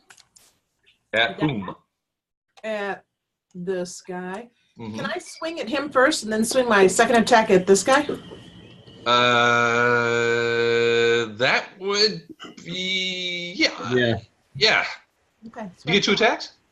Yeah, I do. Okay. Especially when I'm pissed off, which I am.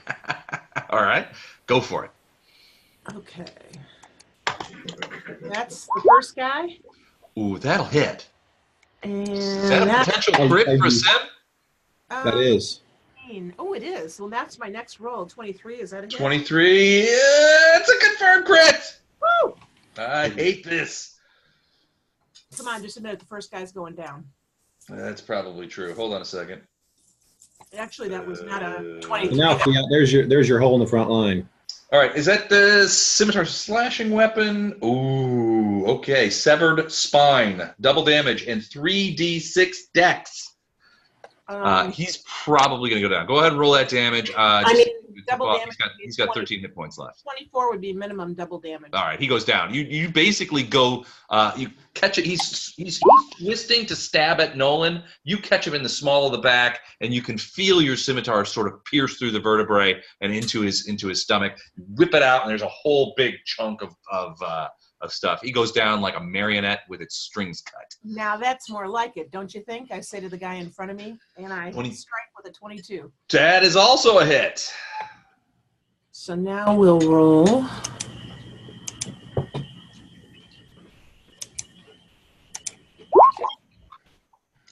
$17 points of damage. Not quite enough. He's still up. Hold on. Let me just bring him to the front here so you can see. Can you see his? I'm going to back you up just a teeny bit. You can see his. His health bar there. Yep. Okay. You got him. I mean, after cutting out, he's kind of looking over like, and you just come back and get him right in the side, and he's like, he tries to grab your scimitar as he brings his own scimitar to bear. Can I move now? That was a full attack action, so no. No. So 5-foot step is what you've got. Okay. Can I stand on top of the dead guy? Yeah, you can 5-foot step in there. Okay. I do. All right, Fiat, there's your hole, buddy. Whew. However, those dogs could be a problem. I'm working on the dogs. I'm getting there. I'm looking to see if they have scent ability. All right, Fiat, your turn. Okay. If I have a hole, then I'm gonna jump through it, and I'm still trying to make my way through. All right. Phrasing. Phrasing. Are we still doing phrasing? Eric, you're cracking me up, man.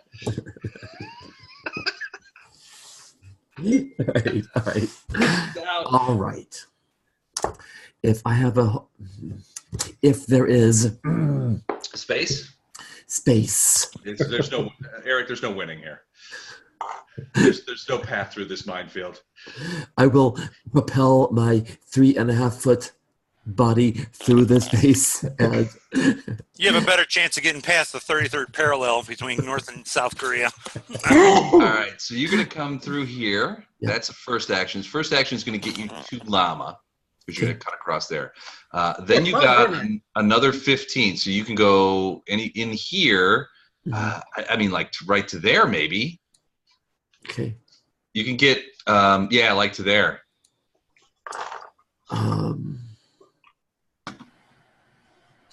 Okay. Is that where you want to go? You know what? Sure. You can move your guy to the point you want. It'll snap to grid unless you hold the Alt key. So just a FYI. All right. And then sorry. No, go back. You just said you could move the guy where he wanted to be. No, you can up to here. So 15 will take you to Llama. Another 15, you can move another 15, basically 3 squares after Llama. So after that, wherever you want to go.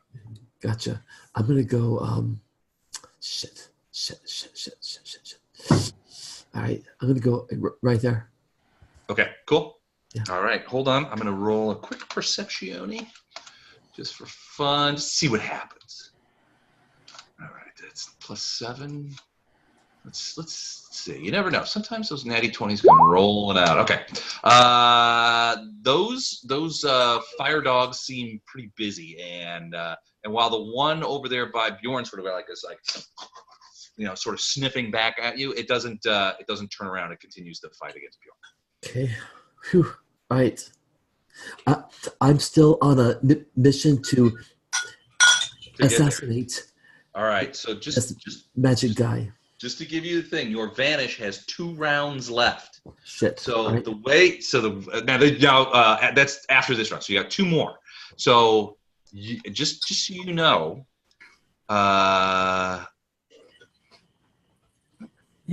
another movement will put you here. You're gonna get 1 shot. 1 shot is all I need. This is a next round's movement will put you there. That'll give you 1 shot. 1 shot. Okay, good. All right, I'm going to leave that circle there. All right, so that's the end of that round. Bjorn, Beltran, you guys are up. Beltran, you are still about 30 feet back from the purple line. Yep. How many more rounds? So this is, I believe, the 4th round of the spiritual weapon. How many rounds does it have? It had a total of 6. 6, okay. So this will be the 4th swing it's got. Yeah, you're halfway through. So I'm going to go ahead and do that one first. Okay.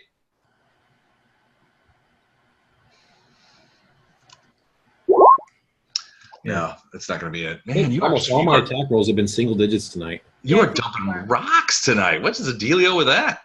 Okay. The warranty. Yeah. And then 2 shots at this guy. And these are all at +4. Which guy? The mage. And they're at +4 because prayer and stuff. Okay. Yeah, prayer, bless, and the song. No song this time. It died next round. Yeah, next round it comes back. It died this round. It comes back next round. Oh, then that only +2 then. So a 7. So there's an 11 and a 22. Okay. Neither of those are going to hit. I want to make mage characters like this NPC did. Well, he's also got buffs, man. I mean, I think that's half the battle right there. It is buffs. Hold on a second. I'm done. Okay. All right. So that's Beltran. What about you, Bjorn?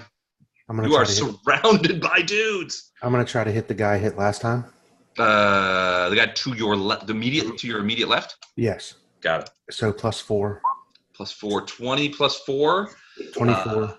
That's gonna hit. Bam! You hit 14 points of damage. 14 points. That may do it. That may do him. It did. You chop him down, and he falls to the ground in the dust, bleeding black ichor into the sand. Is that it for you? Yeah. Okay. Snapper. You can 5-foot step and not be You can 5-foot step. quite so available to all three of those things to attack you.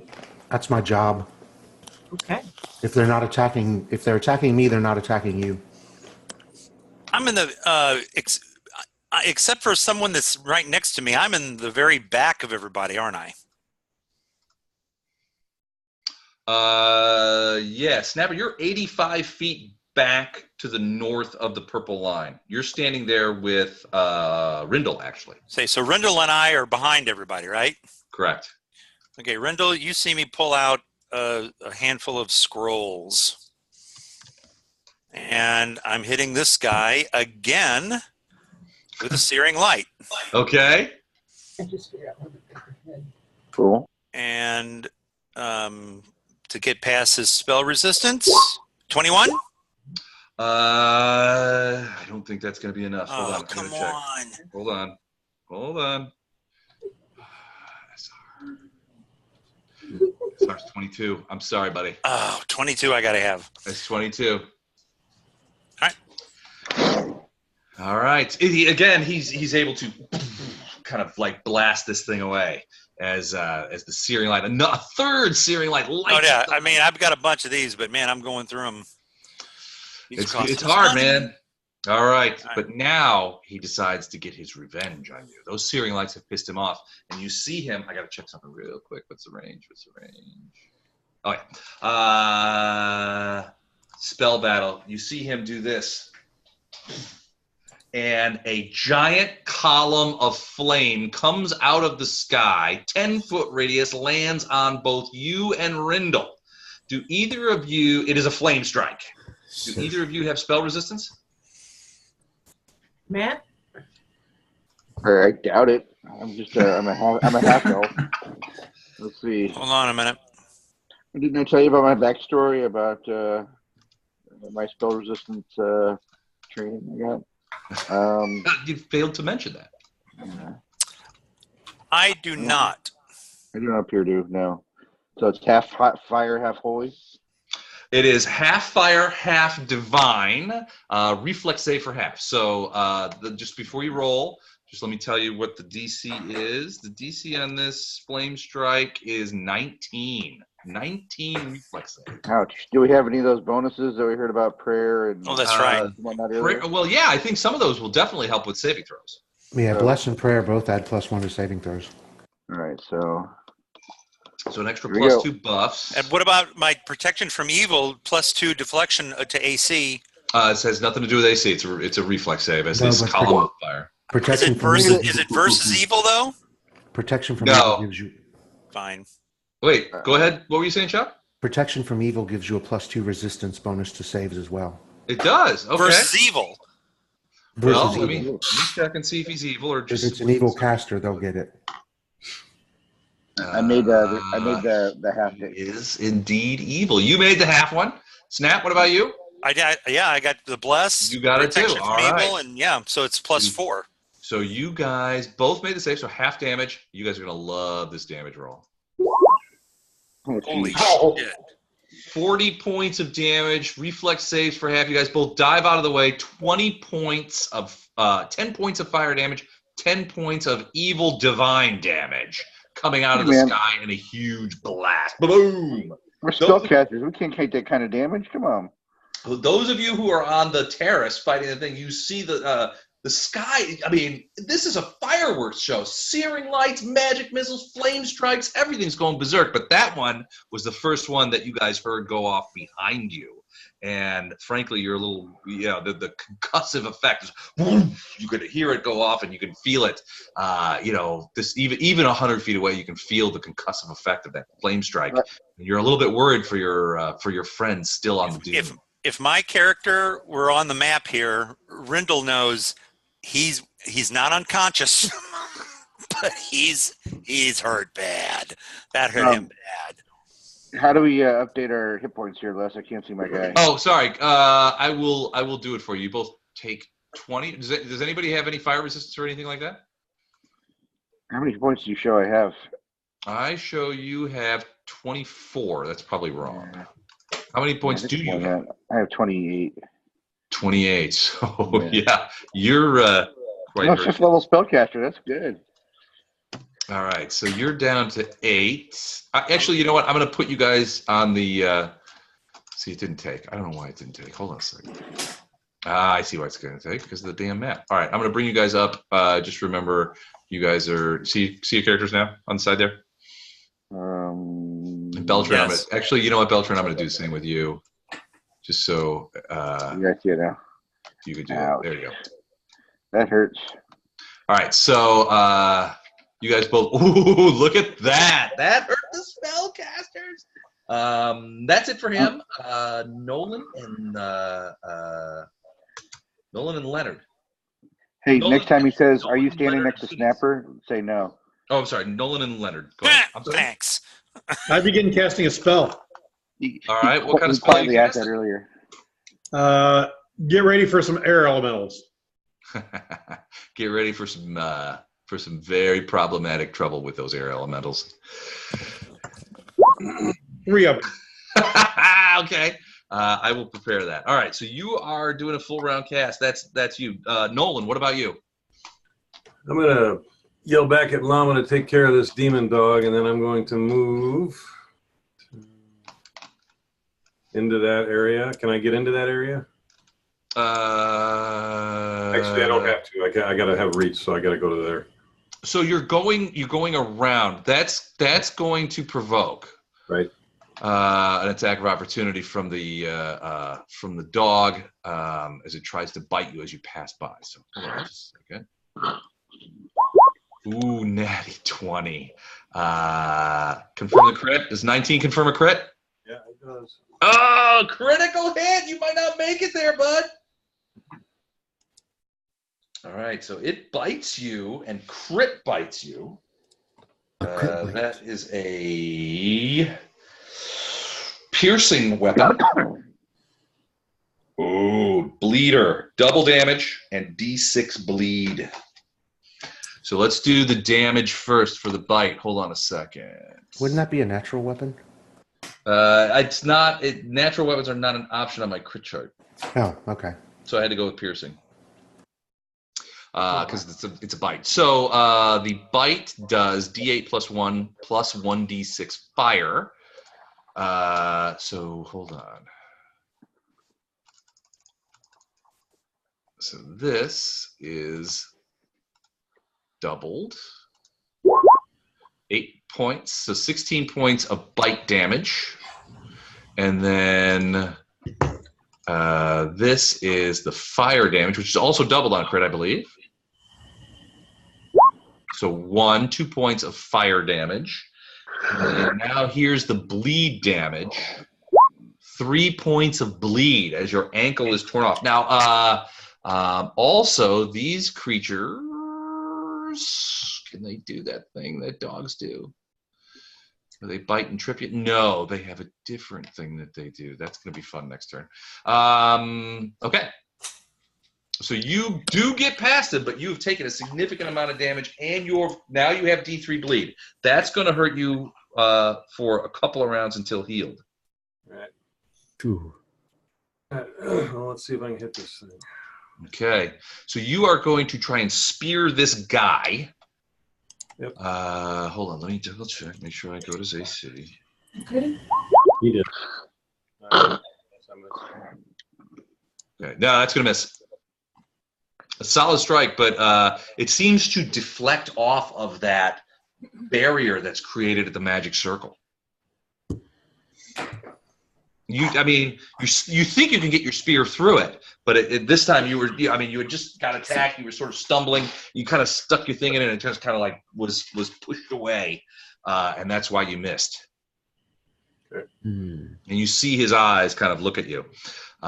You get your first clear look at this guy for the first time just now, Nolan, and you can see that he seems to be a regular human dude. He's got some weird clothes on, sort of like these weird robes and sort of a not like a wizard's hat where it's conical, but it sort of like pushes over on the side. He definitely shares physical characteristics with the warriors that you got, but he's definitely not undead. The warriors are not undead either here, right? They are undead, yeah. Oh, they are, okay. Yeah, the warriors are undead. This guy is not, but he does seem to be of the same sort of racial profile, for lack of a PC alternative to say. They come from the same place. Okay, so that's Nolan. Leonard, you already you're in the middle of a spell. Phineas and Rindle. Rindle, you are hurting. That flame strike put the hurt on you, dude. Yeah, I'm thinking this is a bad time to show back up. All right, Phineas, you gonna go first? I'm gonna start singing Final Countdown, Inspire Courage. And I didn't have it ready to play because I'm an idiot. You didn't have any spells that help with rapid burn healing? I'm applying for a new job. It's terrible. Come on, let's rookie move.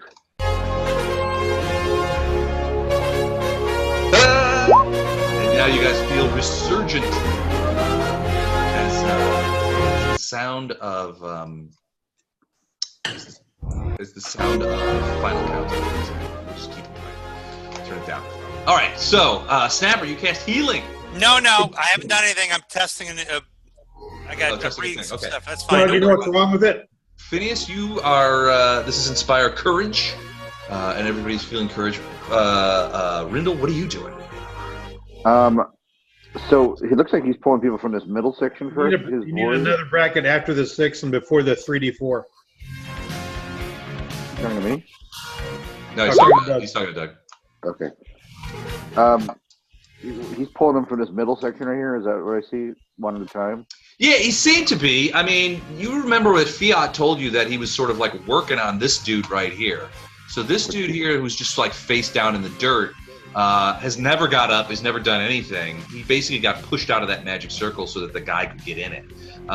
There was like maybe 8 or 9 of these other guys that were kind of like hanging around, and then there's this area right here is sort of dug out, or the area has been maybe disintegrated or something, so that the 10-foot there's like a path that goes up into the army, and it looks like he's been pulling guys individually, one at a time, out of the blue stasis field, and then bringing them back to life. All right. So, is this guy a baddie right here? Oh yeah, the one next to Bjorn. Yeah, he is. Yeah. And this is a baddie as well. The one next to Llama. Yep. Llama, I could try to finish this one off if you want, and so you have fresh baddie, or I'll let you finish the wounded dude. But you got a bunch of guys on you here. I was going to cast Web over the opening here, but if he hasn't successfully pulled anybody else out of that group yet, maybe it's premature. It's just an open ramp going up to the next level. I'm just thinking if there's people aren't rushing down one by one, there's no reason to web them just now.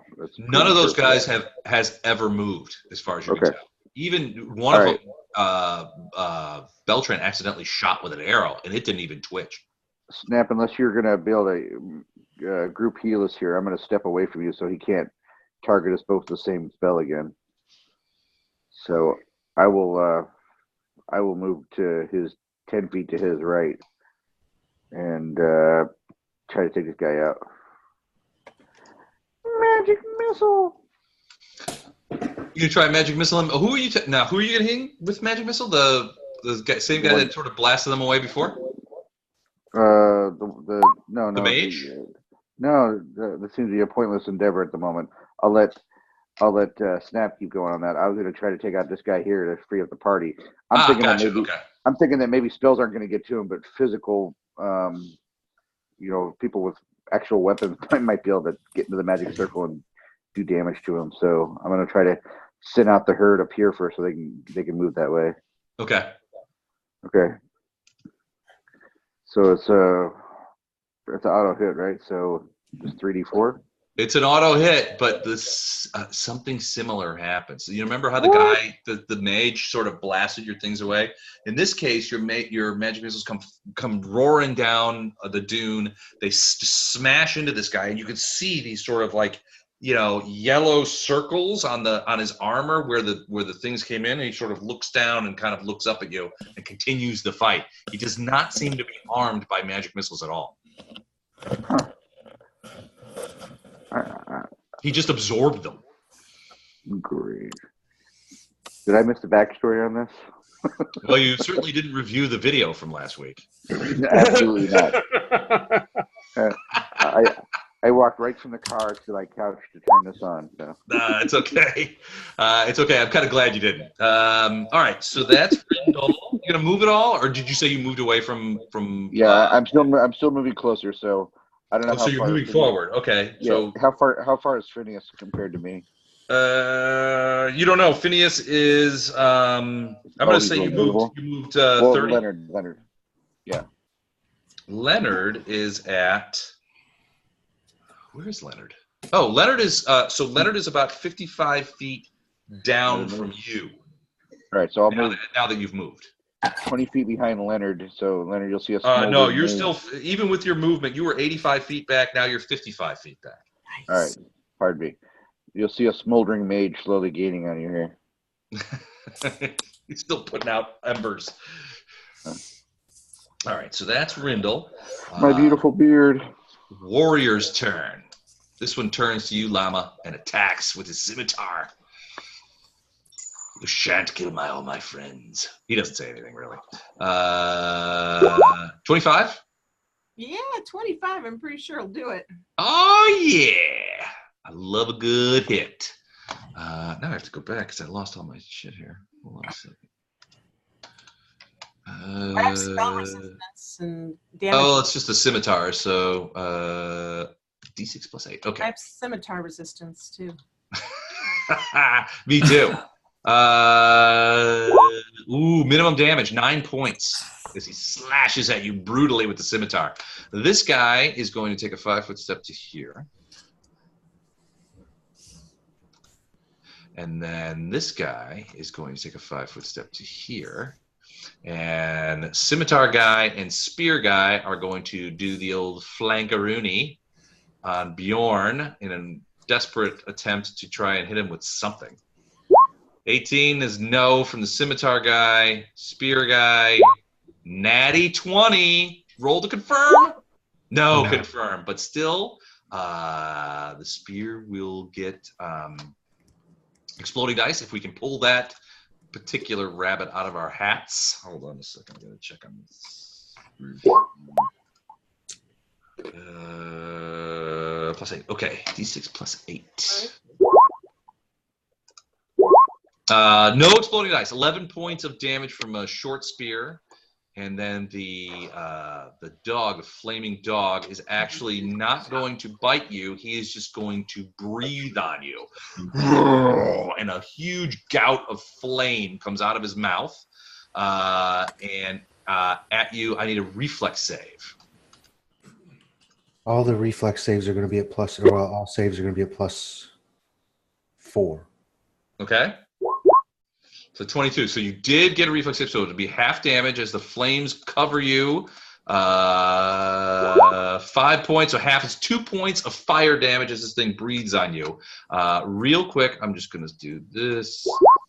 It can do that every 4 rounds. So that was that round that it breathed on you.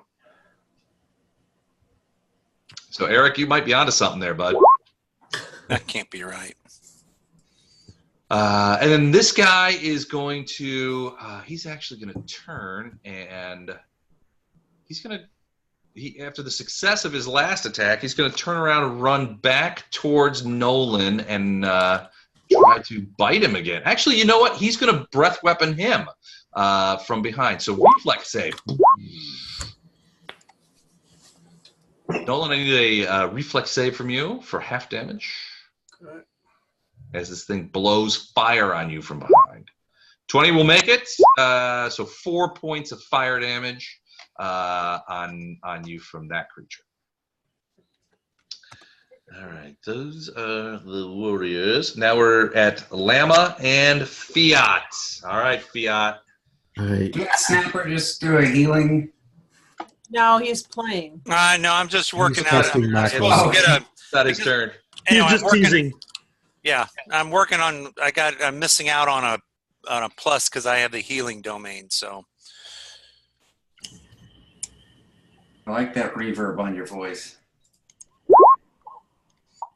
why am I echoing? Yes. Going. Makes you sound sort of deistic or something. Very godlike. Thank you very much.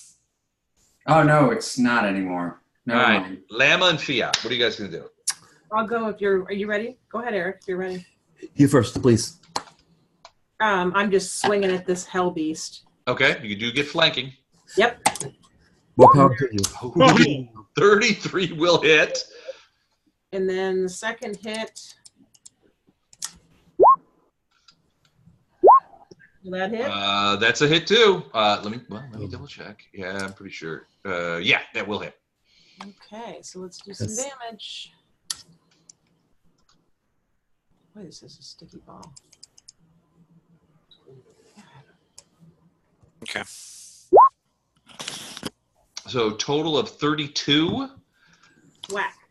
That's going to be enough to kill it, and you cut it. I mean, you back and forth with your thing and cut big, steam smoking hunks off of this thing's flanks. It turns around and gives out a this weird yell, smoke still coming out of it, and it disappears.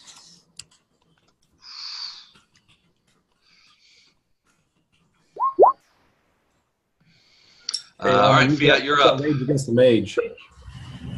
Right. I'm still trying to slip through and get to this little box here and stab that guy. Okay. So you can get there this round using your full movement, and that leaves one round of vanish left for you to attack next round. So is that what you want to do? I do it.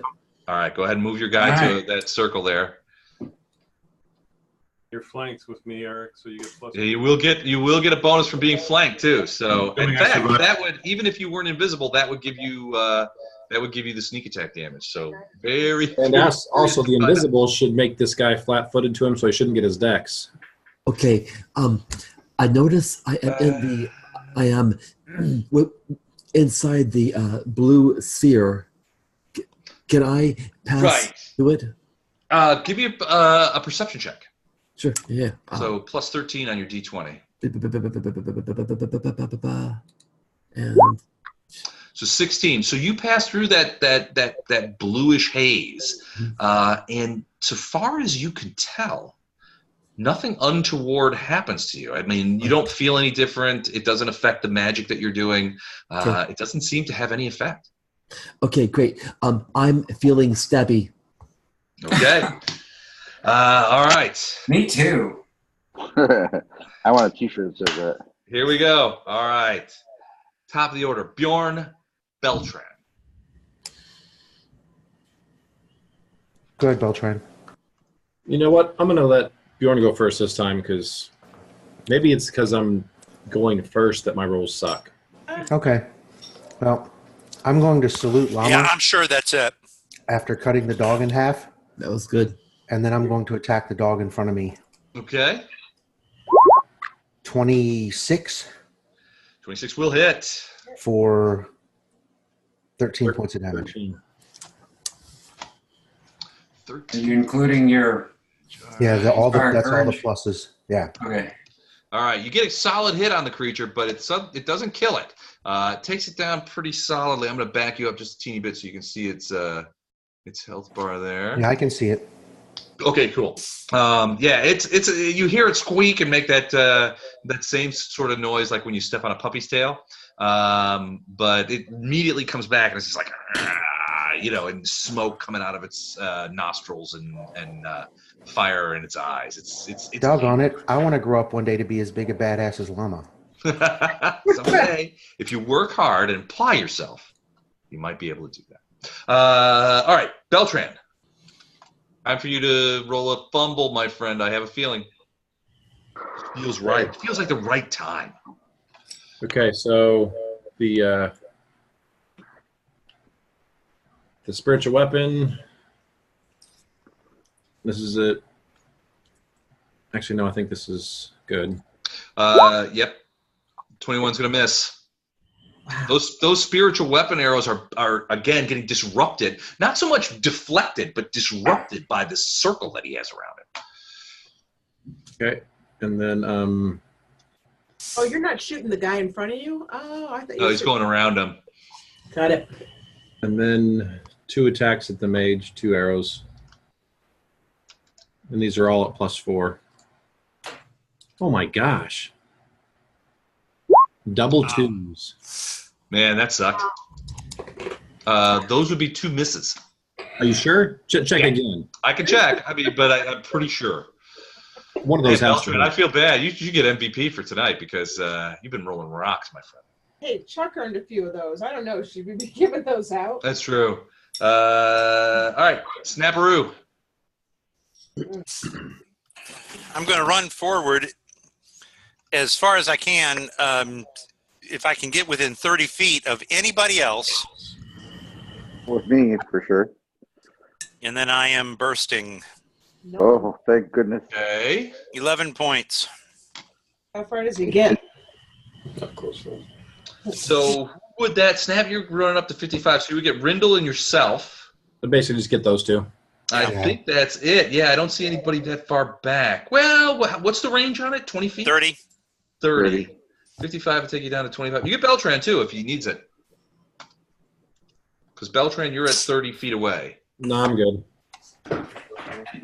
Thank you very much, Snapper. Yep. I feel good. What do I want to do? Some of my beard grew back. He's got him on the side over on the right side. All right, let's do this. Go. 25 hits and starts. 75.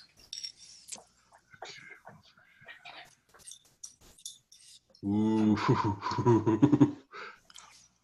Okay. All right. You see him, this guy in the circle, sort of look out over the thing, and I just want to make sure that you guys are in range. Hold on. Yep. Okay. So you guys are definitely in range. Everybody that's visible, so leaving out Snapper, Rindle, and Beltran, he does inflict mass light wounds. Boom! And he just wipes the thing. And you guys, I need... Does he cast defensively? Nobody's hit him.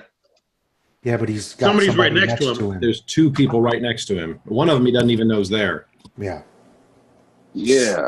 So attacks of opportunity. So yeah, that's Fine, right. take them. You want to take your attacks of opportunity? Take them. I'm better than that. Yeah. Libby killed me on that. And what's his radius? It's like 100 feet, 150. I'd have to look. Hold on.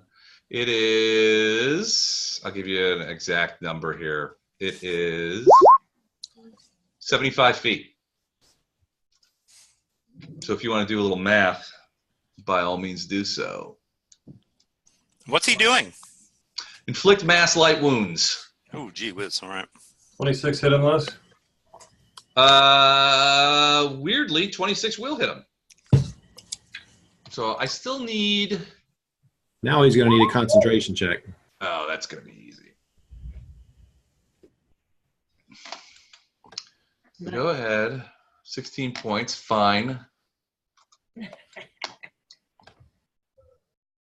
And Eric, you get an attack of opportunity, flanking, invisible, and all of the rest of it. You take it. If you take it, it ruins your invisibility. Do it. Do it. Did he do it? Did he roll it? I can't tell. Wait. Hang tight. I got a short sword, heirloom. It's 1d4 plus 8. All right. So you have to roll an attack roll first. All right. So I roll D20. D20 plus your base attack roll, which I probably have somewhere.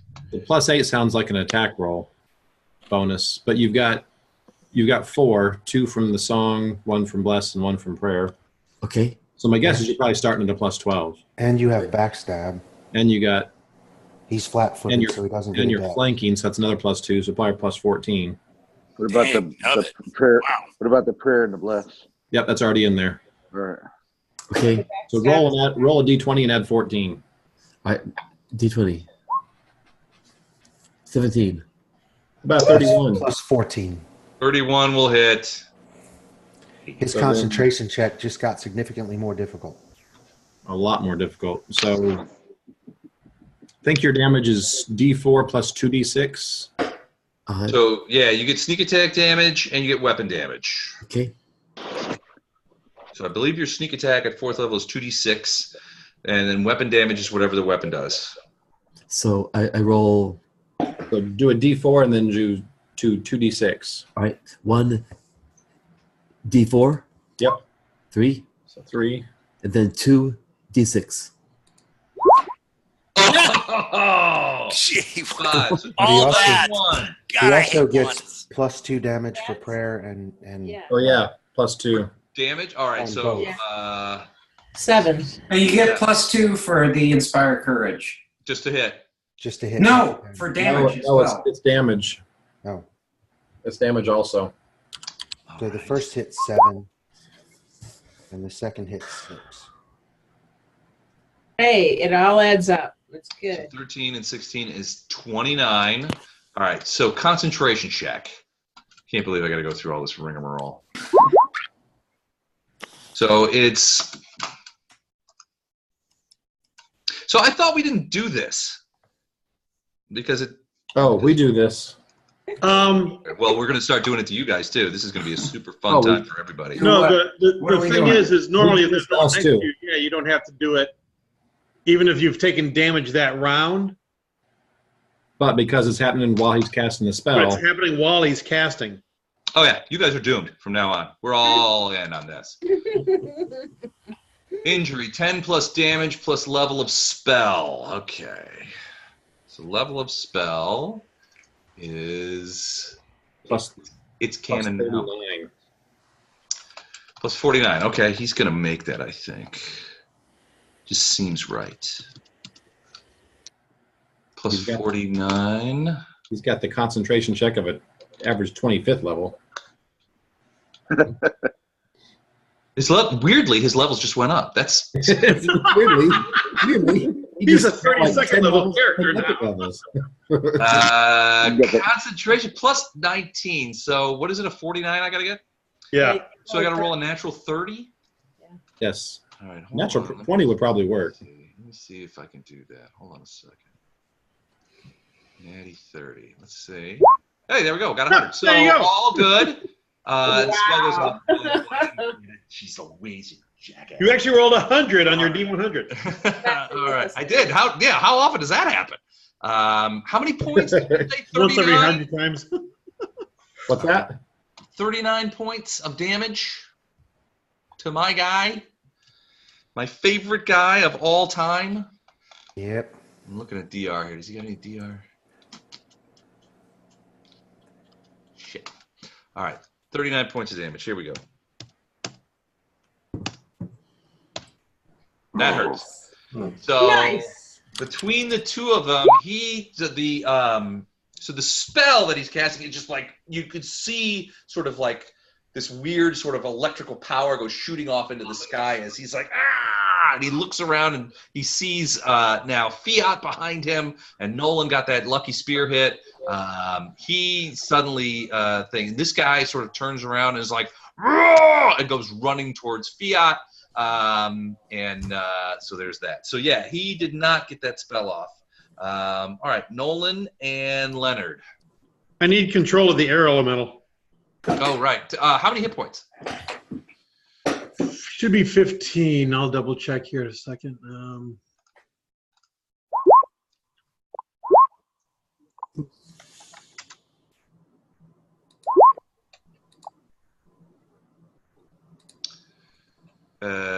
Is it 15? Oh, I rolled the wrong one. Need to confirm. Hang on. Don, is it 15, bud? 17. Sorry. 17. Okay. All right. 17. 17 advanced C. Yes, go. Hold on a second. Copy. Paste. Paste. All right, there you go. You should be able to control them. Place them where you will, you big jerks. All right, Nolan, what was that? While he's figuring out where he wants to put his air elementals, what are you doing? You stabbing him? Yeah, well, I'm stabbing him 22 to confirm a critical. Does 22 confirm? 22 does not confirm a critical, sadly enough. It's not enough. So 15 damage. 15 damage. That's another solid damage. Oh, man. He's done. Come on. Dunsky. He's not quite done, but that stab hurt him. Nolan is just, he's getting pounded. Man. Okay, Les. There's too far for him to go. Go ahead. I put them there because that's the range of my spell. They're about 15 feet up in the air. Okay. And they're going to move and attack now. Okay, what are they going to do? They're attacking, I'm assuming, Nolan? Yeah. Okay, perfect. You just lift him up in the air and throw him over the side. How do we kill that army? Burn? Yes. I'm dead. Holy fire. Okay, this one's actually attack. Oh, this guy's laying down. He's not doing anything, is he? No, he's the guy that was in the circle. He just got tossed aside. He hasn't moved. Okay, so they all move here and attack that guy. Okay. Oh, wait, he's immune to elementals. Elemental immunities. I can't believe you guys got this. Go ahead. I'm getting there. He's got 2 hit points. I just need to hit him once. You just need to hit him once.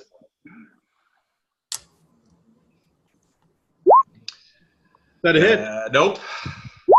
Nope. Nope. Oh. Is that it? Is that all you get? Well, they only get 1 attack each round, so. He's still alive. Do they get the pluses for the stuff you're getting? Bless, prayer? No, they showed up after. Here what they do get. They do get flanking. So 24 on the first guy. That's a hit. 24 is a hit. Well, my minimum damage is more than 2. I hate you, John. I hate you. Well done, guys. Good teamwork.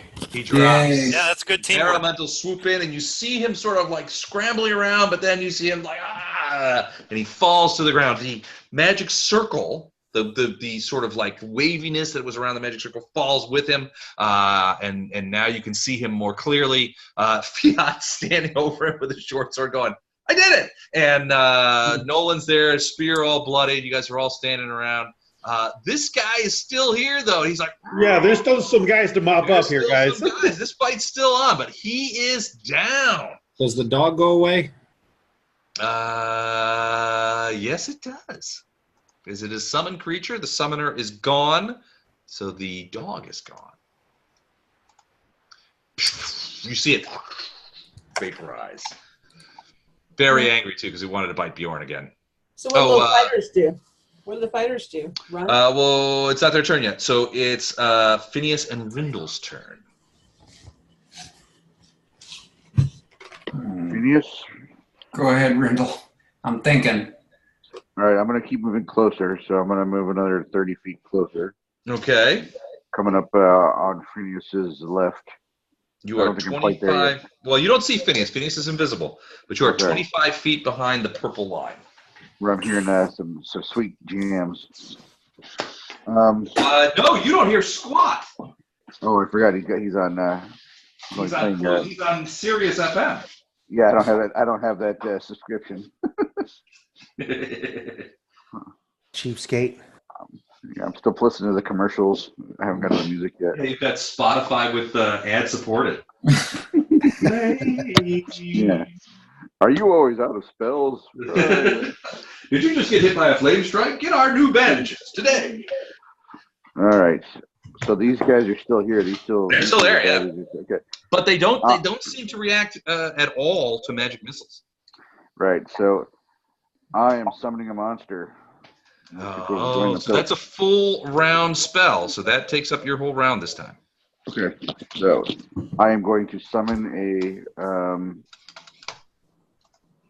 I was going to summon. Let's see, a giant centipede. I don't know if I need a giant centipede now, though. I summon a giant ant. The giant ant. Okay. So let me find one for you. It's it looks like you can put it 40 feet out ahead of me if I'm reading this right. It's 35 feet. Okay. 5 feet to level. Let me know if there's more than one and how many hit points it has. This is going to take up the whole thing here. Hold on a second.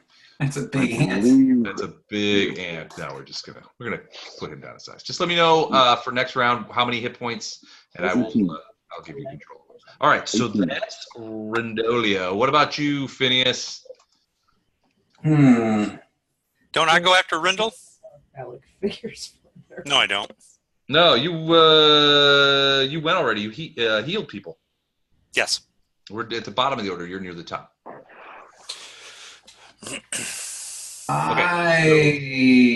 Phineas, my man. I'm just going to keep doing what I'm doing. Keep singing? Yeah. Okay. What do you do? Excellent. All right, so that's Phineas. The warriors are up. So, all right, so this guy is going to run over and attack Fiat with his spear. Llama's gonna shout at the ones north of her, "Hey, dumbass!" I don't know that they speak that language. Yeah, but it's the tone, you know. Yeah. All right. So Fiat, 15 hit you. What's your armor class? Let me see. Hold on. Looking. AC. 18. 18. So it does not hit you. That's a miss. As he charges over. So, Lama, you turn around and yell, "Hey, dumbass." And this guy responds. He actually takes the 5-foot step to you and tries to slash you with his scimitar. And rolls a 27. Yeah, that hits. Who's the dumbass now? You are. 11 points of damage from a scimitar slash. What was the old thing? It's like, come on. Ow, that hurt.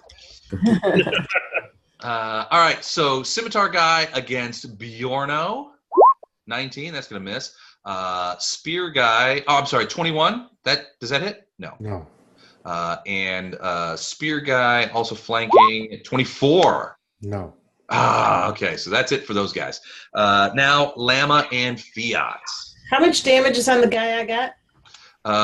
The guy who you're about to kill? Yeah. Hold on, let me move this guy out of the way. He's pretty beat up. Okay. I'm going to take a single attack on him. Okay.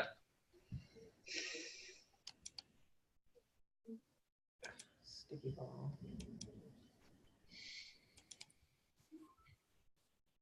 AC's. Ooh, that's a potential crit? Did you just potential crit him?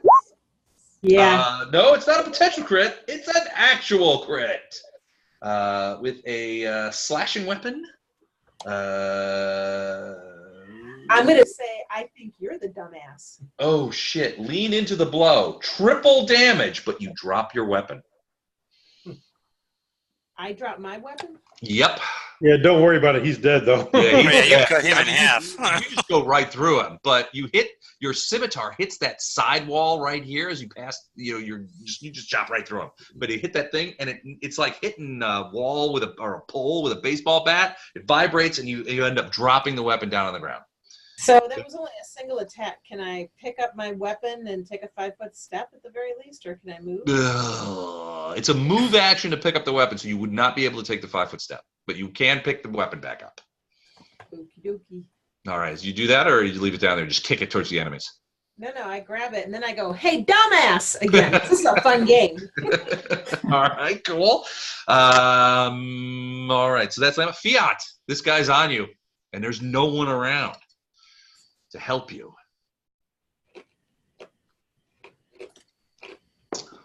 What are you gonna do? Ooh, sorry, that's not what I meant to do. Yeah, really. All right, Fiat, what are you gonna do, bud? All right. who is near me? This guy. Yeah, so he's damaged. He's one of the damaged warriors. He would have been blocking the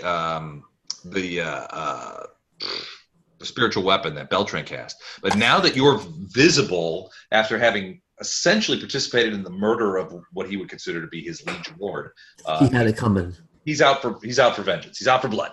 All right. Can't he run? Can't he like take a full defensive run and not take damage?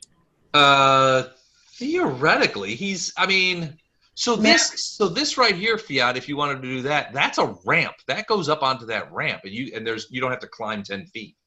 Okay. I can't really go toe to toe with these guys. I'm a sneak up and stab guy. Shoot. You can just defensively run away, and then they can't attack you. I'm gonna run away. They'll confuse him even more and make a mistake. All right. I run toward the blue ramp.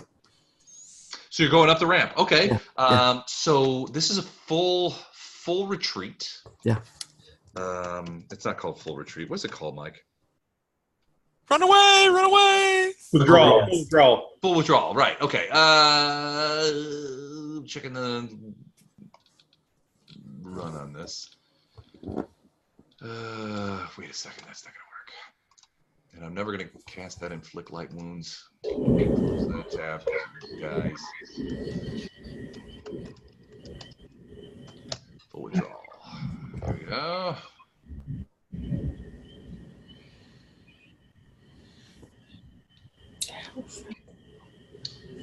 Mike, do you know off the top of your head what that is? It's your full movement rate, if I recall correctly. What's that? A full withdrawal. I'm looking for it here and I can't find it. We don't usually do those because we don't say that you. Well, no, I mean he's not going to get the attack of opportunity as he pulls away. I'm just so basically how far you can move. Where he's at, he's kind of stuck because anything more than a 5-foot step and he's moving through a threatened square. Well, no, he's going up the ramp. Withdraw from melee is a full round action when you draw. Move to double your speed. The square you start out is not considered threatened and visible attack. Is that a ramp right there? That is a ramp. Oh. So yeah, so you can move double your speed. So he just let him move however many he wanted, just away from the guy. Yeah. You don't have to go up the ramp either. You can just move up it and then back down it past Nolan. Well, his easiest way would be to move south. And sort of get away. The problem is that passes through a threatened square. Oh, that's right. He would pass through that. That's a threat. As long as he starts and goes there. Yeah, as long as he goes that way, he'll be all right. Where he goes after that. Yeah, you got to go up the ramp, bud. I'm going up the ramp. Okay, so go ahead and move your guy. Keep in mind, at this point, if you reach this back area here, that's as far as you can go. There's another thing. There's a little area here between the next ramp that's not thing, but I mean, there's no way through here. You can't really pass through these guys. Can I go here? Yep, absolutely. You could go there. Great. I go there. All right, you go there. Real fast. And you just kind of just skedaddle out of the way. Perfect. All right. That's over. Bjorn and Beltran. Beltran, you get one more shot with the spiritual weapon. How are you going to use it? I'm gonna shoot this guy was attacking Fiat. Oh, wait a second. It will cost you a move action to change targets. You know what? They're in the same spot. I'm gonna give you this one. Take the shot, because with the way you've been rolling, I'm pretty safe. I feel it. Burn. Oh. I shouldn't have said anything. He pulls a rabbit out of his hat. All right, what did you get? That's a hit, by the way. So 10 points of damage, and then it disappears. And that's force damage, so there's no DR. DR. He took it. And then I'm going to actually shoot my arrows at that same guy. All right. These are all at +4. Pretty far. Is it within your range increment? Yep. So I've got you at 30 feet behind the line. Yep. And then let's look how far in front of the line this guy is. Hold on a second. Whoops, that's not right. That's not right. What's going on there? He's only about 5 feet past the other guy. 80 feet. 81 feet. So 30 to 110? So 110, that's the range. And range that is the maximum range. Okay, cool. 11 and 24. The 11 will miss, but the 24 will hit. And this damage is at +2. +2, so 9 points of arrow damage. Bang! That's close. Did not kill him, but he is stabbed by the arrow is stuck in him. He looks pretty hurt. Okay. Bjorn, you still got 2 of these guys on you. Lama's calling them off and calling them dumbasses, and then killing them. I'm gonna take a 5 foot. I'm gonna take a 5 foot step here. Okay. And attack the one north of me. Okay. It's a 22. 22 is a hit. 13 and, damage. 15. The 15. Hits +4, damage is +2, so 15 points. All right, there. It's a solid hit. He's still in business, though. Okay, so that's Bjorn. Beltran's already done. Snapper. I'm hitting myself with a cure. Okay, so just yourself? Yep. Go for it. 22 points. Up goes those hit points. Yep. The Gebite wizard is done. Nolan, you're up. By the way, have you been taking your bleed damage the last three or four rounds? Oh no, it's not been 3 or 4. I think 2. So 2. Take it now, and then 1 more before. So 6 points of damage you get. You're still bleeding out all over the place. And what is that? That's a cure. Okay. Bjorn, Lama, and Nolan, I think, are the only ones that are hurt. Nice. Fiat, if he got hit, he would get some. I think that's it. All right. So everybody take 10, and that stops your bleed too. Yeah, and what did it? So I get 2d4. Is that? Did you roll that or? Didn't you say 6 was your bleed? His bleed. 6 was your bleed, so you only get 4 points total back. All right, everybody. For Bjorn and Lama, you guys get 10 back. All right, very nicely done. Leonard, what about you, bud?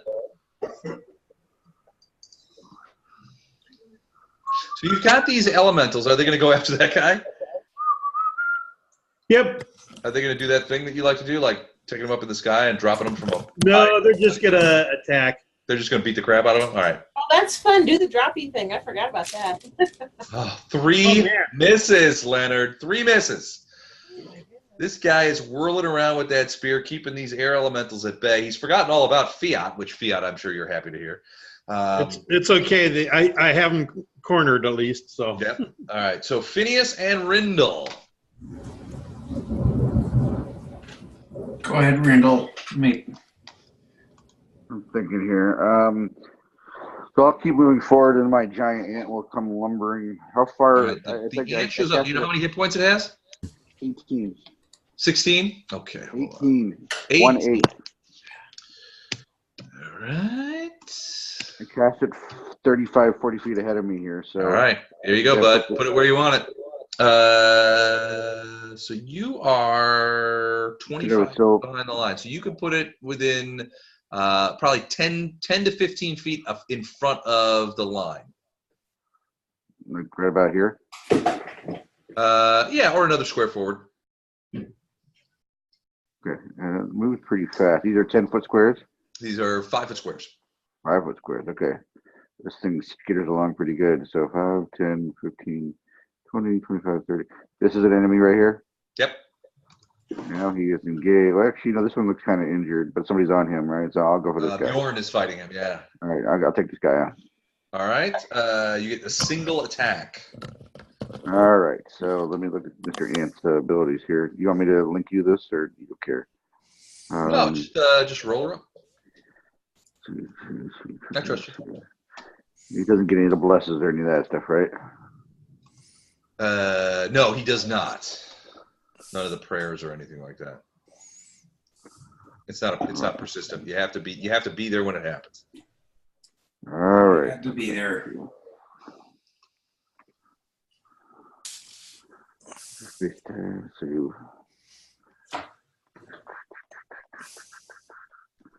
all right, I have going to roll 12 20s here. 120. Okay, there we go.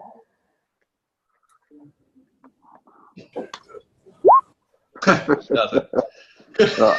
Good try. No, he misses him. His little mandibles are clapping away, but the guy skitters out of the way. Warrior's turn. That same guy is going to take a scimitar attack at your aunt and roll a 14. That's probably not going to be too helpful there. Is that a hit? DC 15. I think it's a DC 15 when we go check. And then the other one, spear guy, is. Don't I still get a turn before? Oh, I'm sorry, Phineas. Go ahead. All right, I'm going to give my bracers of the falcon a shot, and I'm going to shoot at this dude with my longbow. Whoa, there's something we haven't seen. All right, bracers of the falcon. What does that do? So it gives me aspect of the falcon. My eyes become wide and raptor-like, and I grow feathers on the side of my head, gain a +3 competence bonus on perception checks, and a +1 competence bonus on ranged attacks, and the critical multiplier for my bows becomes 19 to 20 / ×3. ×3, okay. All right. I'm not sure what all that means, but it sounded good. All right, so +1 to your ranged attack and your crit's better. So you get an additional +1 in addition to all the pluses that are kind of kicking around against this shot. So go ahead. So I forget. How do I? So what's your ranged attack bonus? My ranged attack bonus is +2, 1d8. Okay, so but do I get anything? It's plus. Oh wait, is that I've your got Inspire Courage? Bonus? So all right, so +2, +1 for aspect of the falcon. That's +3. Your Inspire Courage, which is another +2. That's +5. Prayer, which is +2. 7. Is there anything else? Bless. This is another +1. That's +8. Am I reading that right?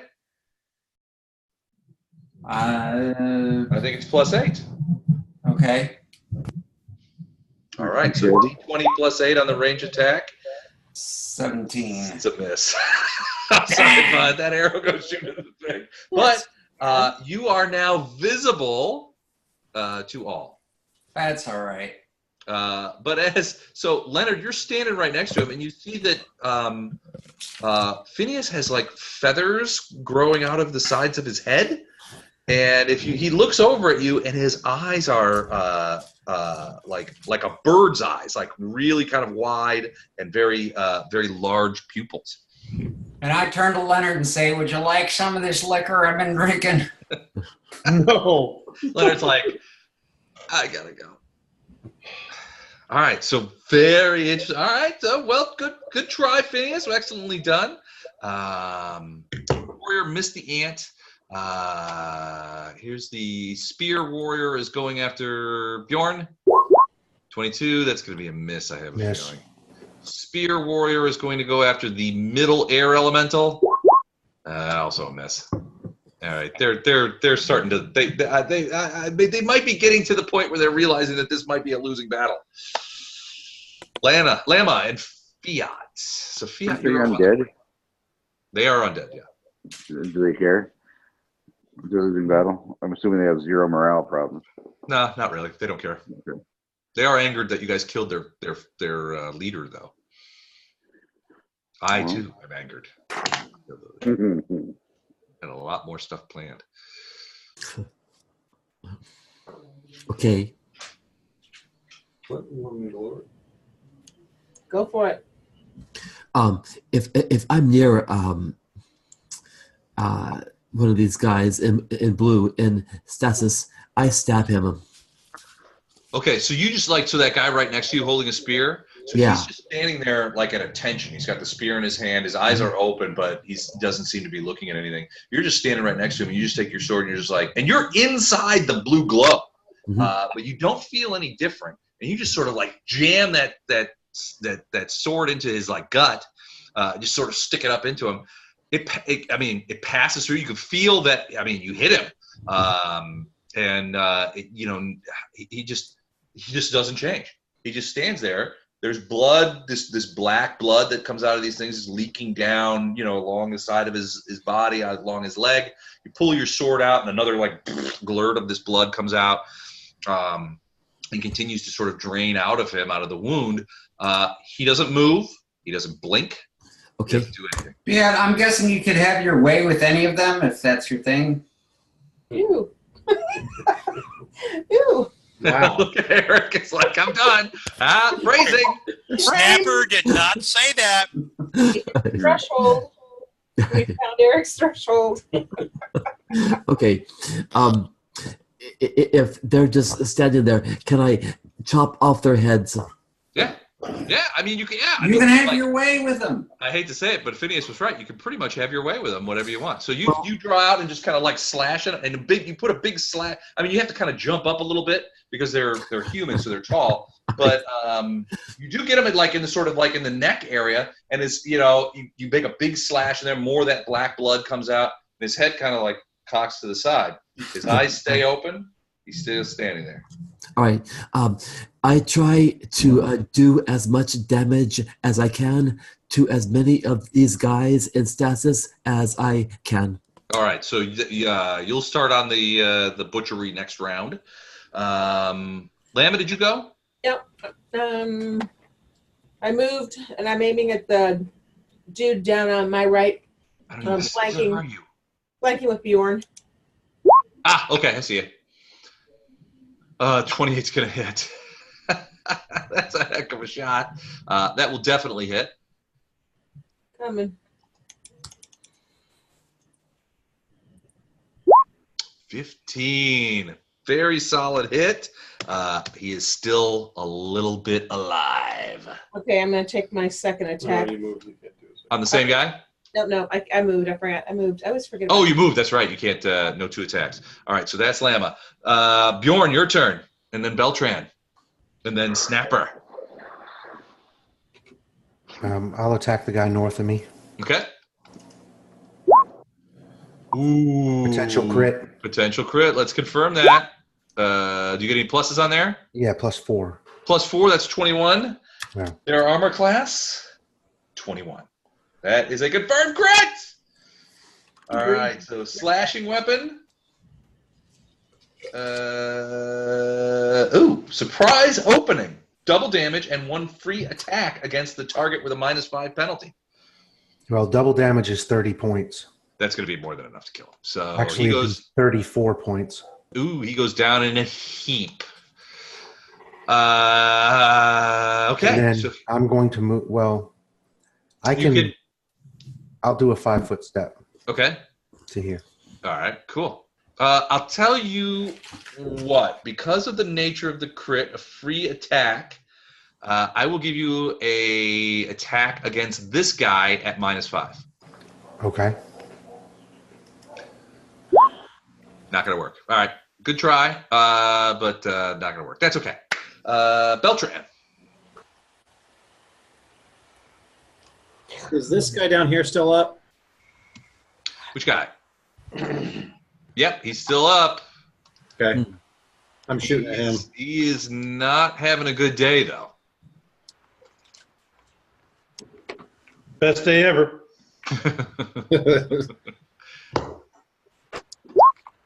24 will hit.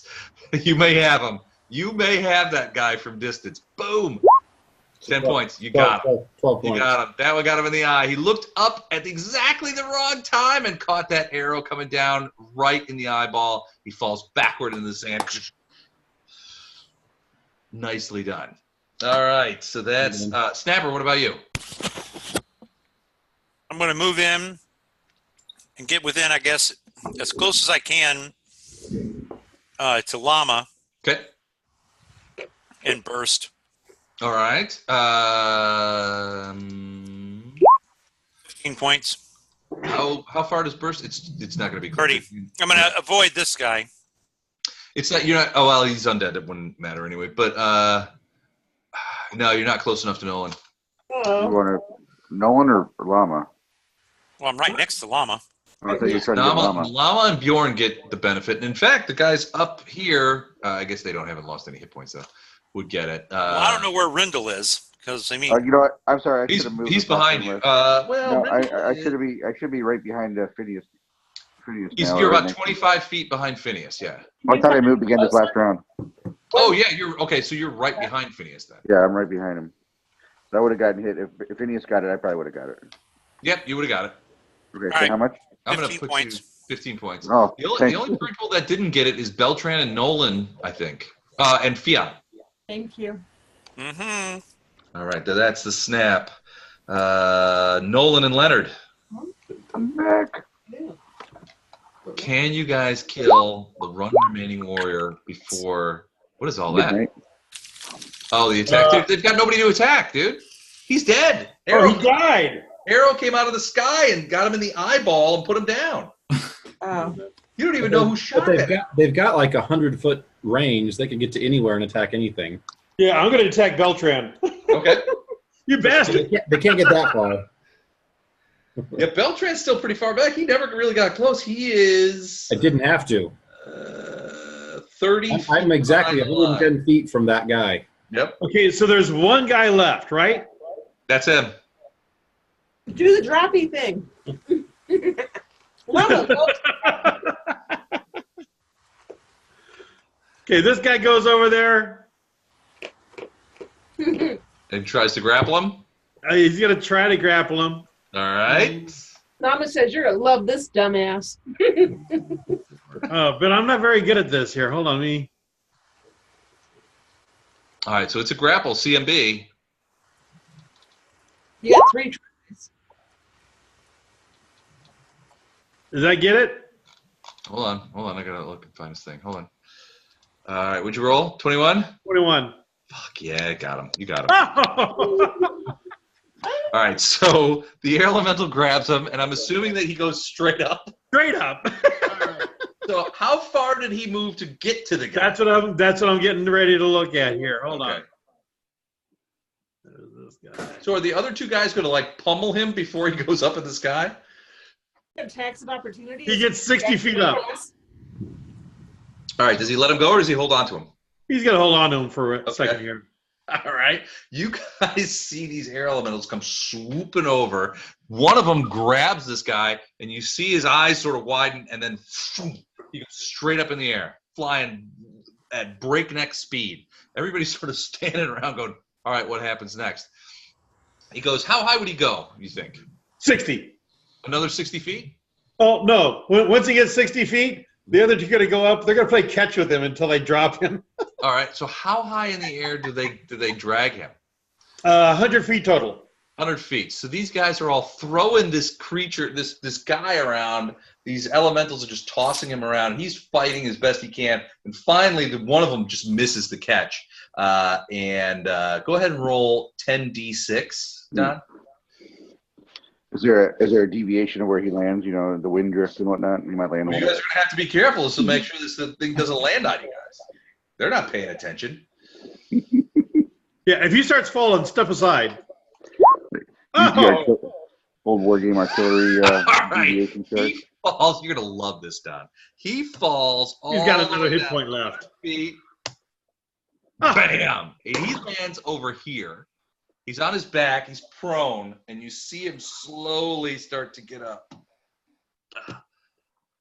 He looks around. His weapon is gone. He doesn't know where that is. But he turns around and he looks over, and he's prone, but he looks at Snap. And Thank you. He starts to get back up. They go after him. Phineas, Rindle, what do you guys do? You're up next. All right, my aunt will run to Snapper's rescue. Get up in this guy's face. Okay. Oops, sorry. Sorry. Yeah, you moved my aunt, bastard. And he gets an attack. Goes into ant rage. Ooh, he's prone, so that will hit. All right, so let's see. What am I doing as an ant here? What do I got here? Mandible, which is a frankly underused word. I'm looking at giant ant. Okay, so right +3, so 1d6.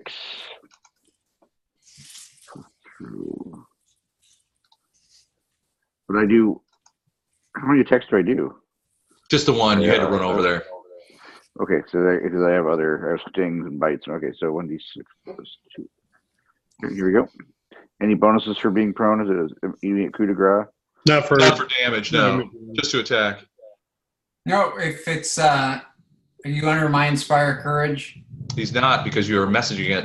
Oh. I don't get the cool final countdown music. Dang it. Okay. He has 2 hit points left. The mandible snips through his throat. You see that black blood kind of like out. His head kind of wobbles on its thing, and it kind of falls back, and he falls back into the dust. And we fall out of initiative. The battle being won. Yay. Congratulations. Llama shots over Leonard. That was awesome. All right, so there's these dead guys around. You see Fiat up on the ledge, and he's just slashing away at these creatures, these guys. He's leaving just terrible wounds on these things. He's running in and out of the ranks, just stabbing and slashing away, and making a real mess of it. There's this black blood that is in these guys, just all over the place. And frankly, you guys are a little concerned because he'd be having a really good time of it. I'm going to lean over to Rindle and just say, I'm going to sing Inspire Anger Management. Yeah. Nolan, you get 20 points back. Beltran, what did you say? I thought you heard my name. All right, so what do you guys do? So you guys, a quick check of the warriors' bodies reveals the same thing. 7. Found the same kind of armor, no money, those same kind of weapons, the short spears, and the. This is the guy we need to check. Yeah. I'm checking him. I had to heal up Nolan. Looks like Nolan's got it all ready to go. Is there a fast way to kill this many undead warriors? Like holy fire? I don't think we have to worry about him. I think the sorcerer was pulling him through, and without him, I wouldn't mind wasting them just so someone else can't come and try and do the same thing he was doing. Yeah, we need to get rid of them. And we can level up, guys. Come on, look at them all. They've got to be worth something. I got a couple fireballs online. I can make quick work of it here. We need, Yeah, like, they didn't seem to take a whole lot of damage from fireball. Yeah, so if we can stab them and have them drained of any fluids, I'm happy with that. We don't have to waste spells or anything.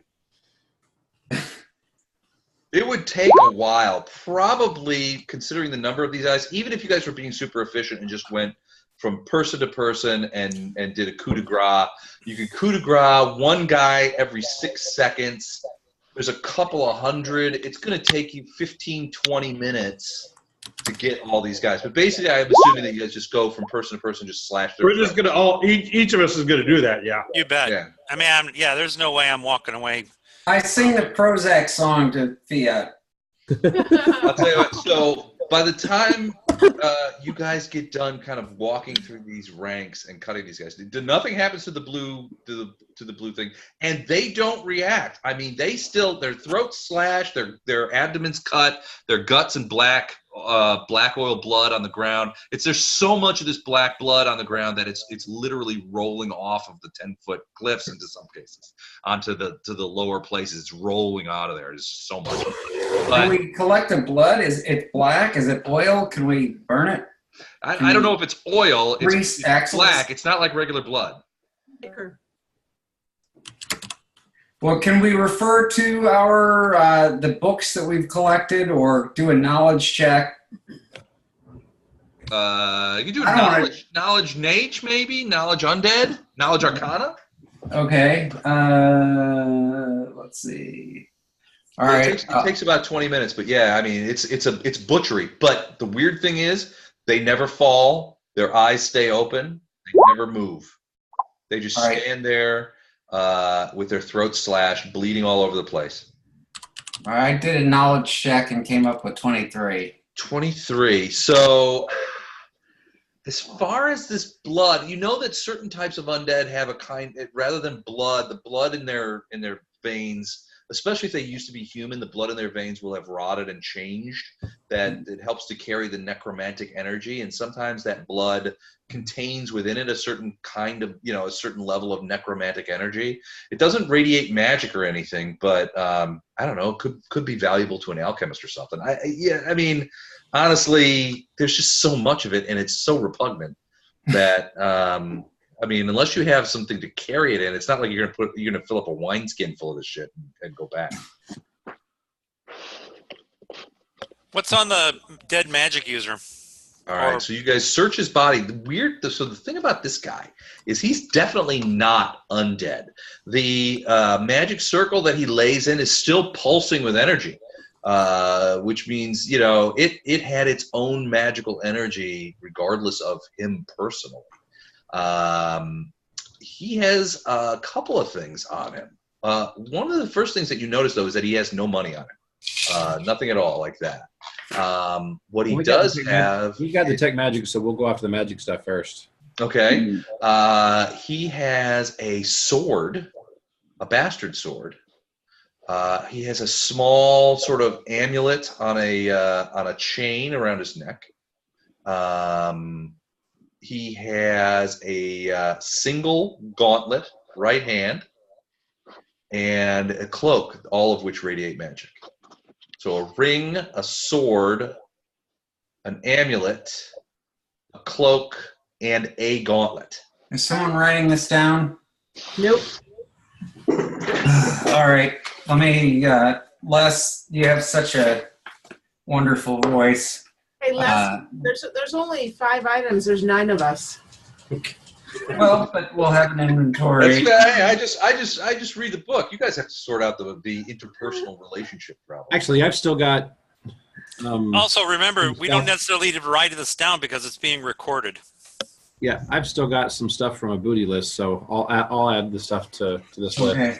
All right. So amulet, amulet, cloak, gauntlet, ring, sword, bastard sword in this case.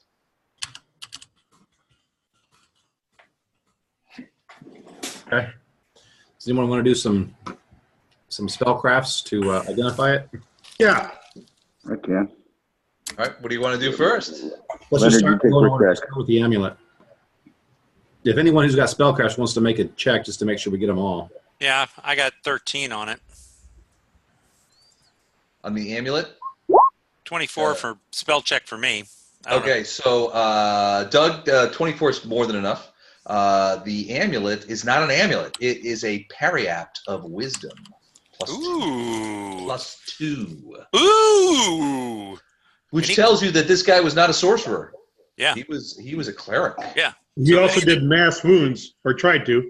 Oh, well, yeah, that's a good point. Yeah, that might have probably. And flame strike. Yeah, flame strike gave it away. Yeah, but with the bastard sword though, that's weird. He has a bastard sword. Phineas, do you look at that with that 23? I'm sorry? The 23, is that a spellcraft check? No, that was a knowledge check. Oh, okay. There's a 31 for that. That is a bastard sword plus 2, which he never got to use against you. Because you were jerks. Okay, let's move on to the check cloak. on the next one. The cloak of resistance plus 1. And on the ring? Man, you have some rolls tonight. Ring of protection plus 1. Plus 1? Yeah. So do we have a WrestleMania to see who claims this? Well, I'm telling you. And we've also got a gauntlet. Gauntlet. 26. It is a gauntlet of ogre power. A single one, not two. So let's let me. So what's that do? What's a single one do in this game? Hold on, I will tell you. Yeah, it used to give you 18 double O strength. Yeah.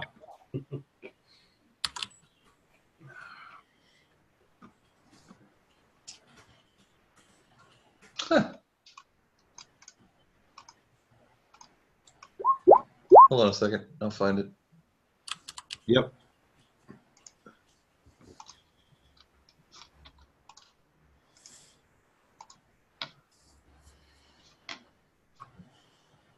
Yes. So they grant the wearer great strength with a +2. In this case, a +2 enhancement bonus to strength score. In this case, because it's just a single gauntlet, that +2 bonus translates only into things that are done with the right hand. So if you hold your weapon in your right hand, you get the +2 bonus. But if you have to do something two-handed, you do not get the bonus. A lot of your strength checks you wouldn't get because you're using both hands with strength checks. Correct. If you use your single hand, the right hand in this case, right, you get the +2 bonus. And now it is a +2 bonus to the ability score, not the thing. It's not which gives you +1 to hit, +1 damage. +1 to hit, +1 damage. Wow, that's nice. Right. Pretty sweet. So now you guys fight over that stuff. Okay, Indian leg wrestle. Hey, I'll take the ring, amulet, and gauntlet. Yeah, Eric, you're exactly right. Back in 1E, Gauntlets of Overpower gave you 18,100. But when we used to play, so many people who took fighter had 18,100 strength. It was almost useless. I mean, everybody seemed to have 18,100 all the time. I would like the cloak. What is the cloak? Resistance +1. And unless there's a hand-me-down, Rindle's Ring is about. +1. Rindle's looking about since I haven't been here. Les, what did you say? Doug asked if the ring was +2. It's +1. And is the parapet the one of wisdom that goes on the neck, doesn't it? Yeah, in this case, it's on a chain. Yeah, it's not on a tiara or anything. I would say that goes to either Nolan or Snapper. I'm okay with the thing is, I'll trade. Because his Snapper's AC is horrendous. It's terrible, and he's got an amulet of natural armor +1. And if you would not be able to wear both of them. At the same time. So I would give up the amulet in favor of this +2 to the wisdom, which would boost. I'd be happy to wear that. And if someone would, to keep my AC the same, I could take the ring too. But it doesn't. If you want the spells, I'd rather have the wisdom bonus. But I'm going to have to give up the amulet of +1 natural armor, which is fine. That's a fair, good trade for as far as I'm concerned. I like the spells, especially healing.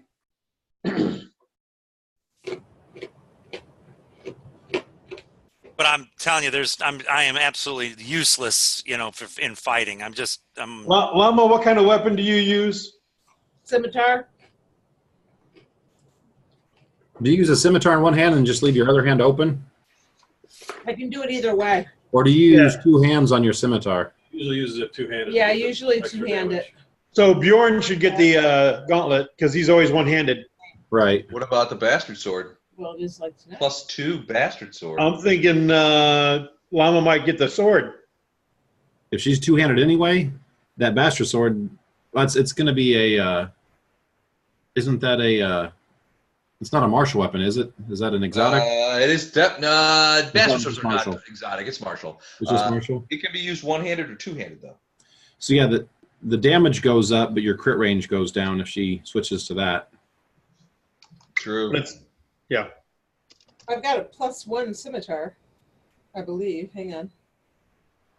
What is that, a +2 bastard sword, you said? Right? +2 bastard sword. And if you Okay, Chuck, I'm deleting the Gauntlet of Ogre Power, so go ahead and add that to your character. So my crit would go to 19. I'm wrong. Bastard sword is an exotic weapon. Oh, wait. A character can use a bastard sword two-handed as a martial weapon. You're right. It's slightly. The damage is slightly better. You're right. It becomes an exotic weapon when you use it one-handed. It becomes isn't a D10? That's a good question. I gotta check. It's a D8. My damage is D6. Right. Good. I know the bastard sword's more damage than D6.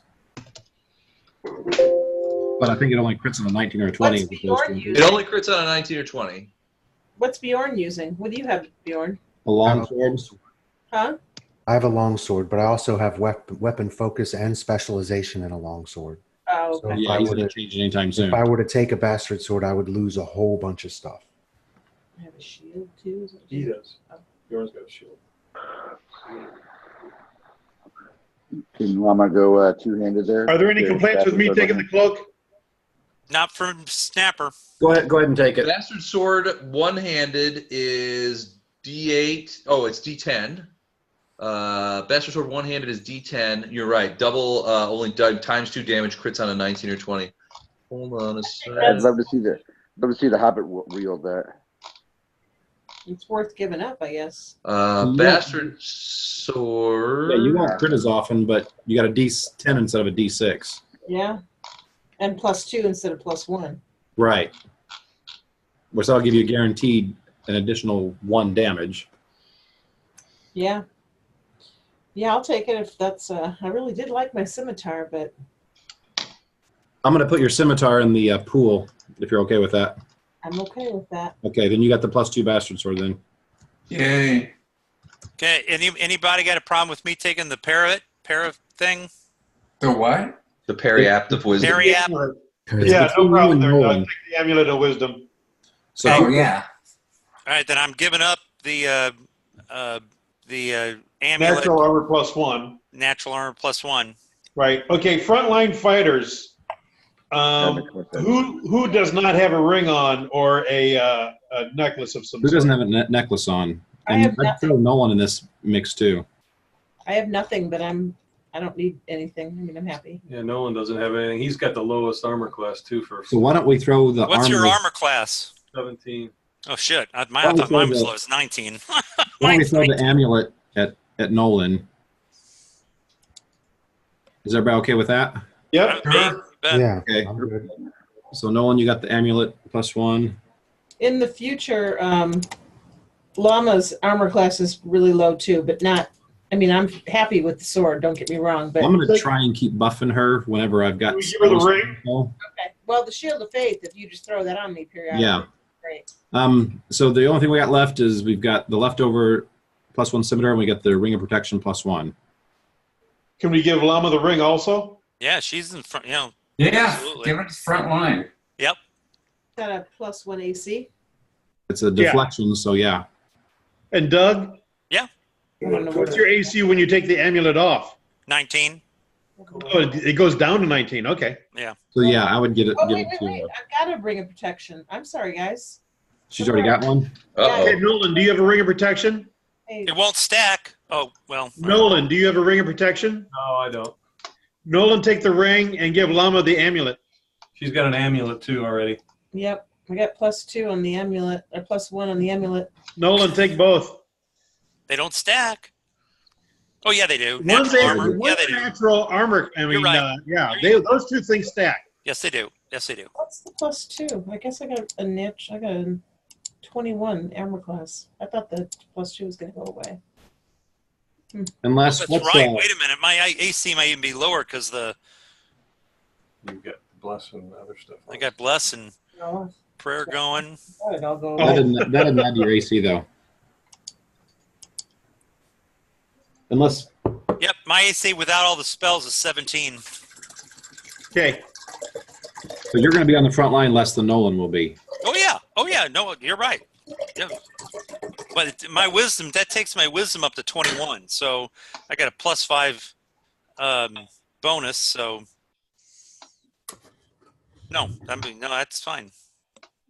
Yeah. So right now, Leonard should have the lowest AC, but that's fine. So no, he's not getting in the front line. All right, so you guys sort of police up the area around here. You hand out the various things that the guy had. One thing that you do not find here, though, is the remaining book. That His Regina money's has. not on him. His money's not on him either. So he's probably got a stash somewhere. Well, he doesn't have any money. No, it's, Why wouldn't he have money? he's a He's ancient a cleric. cleric who's Clerics don't have anything of value. Yeah, No. right. Well, you got a fair amount of value. You guys been divvying it up here a moment. You just flat up moments ago, but he doesn't have can't his go any money. buy a loaf of bread with a bastard sword. Do you see any schnooks around here?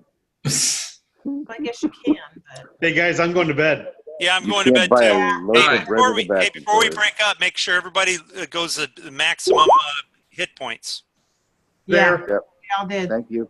All right, will do. Good night, all. All right, guys. Thank you. Good night. All right. Good night. Hey, Les, stay on the line a sec. Okay. Night, guys. As soon as I can hang this up, I'll say good night.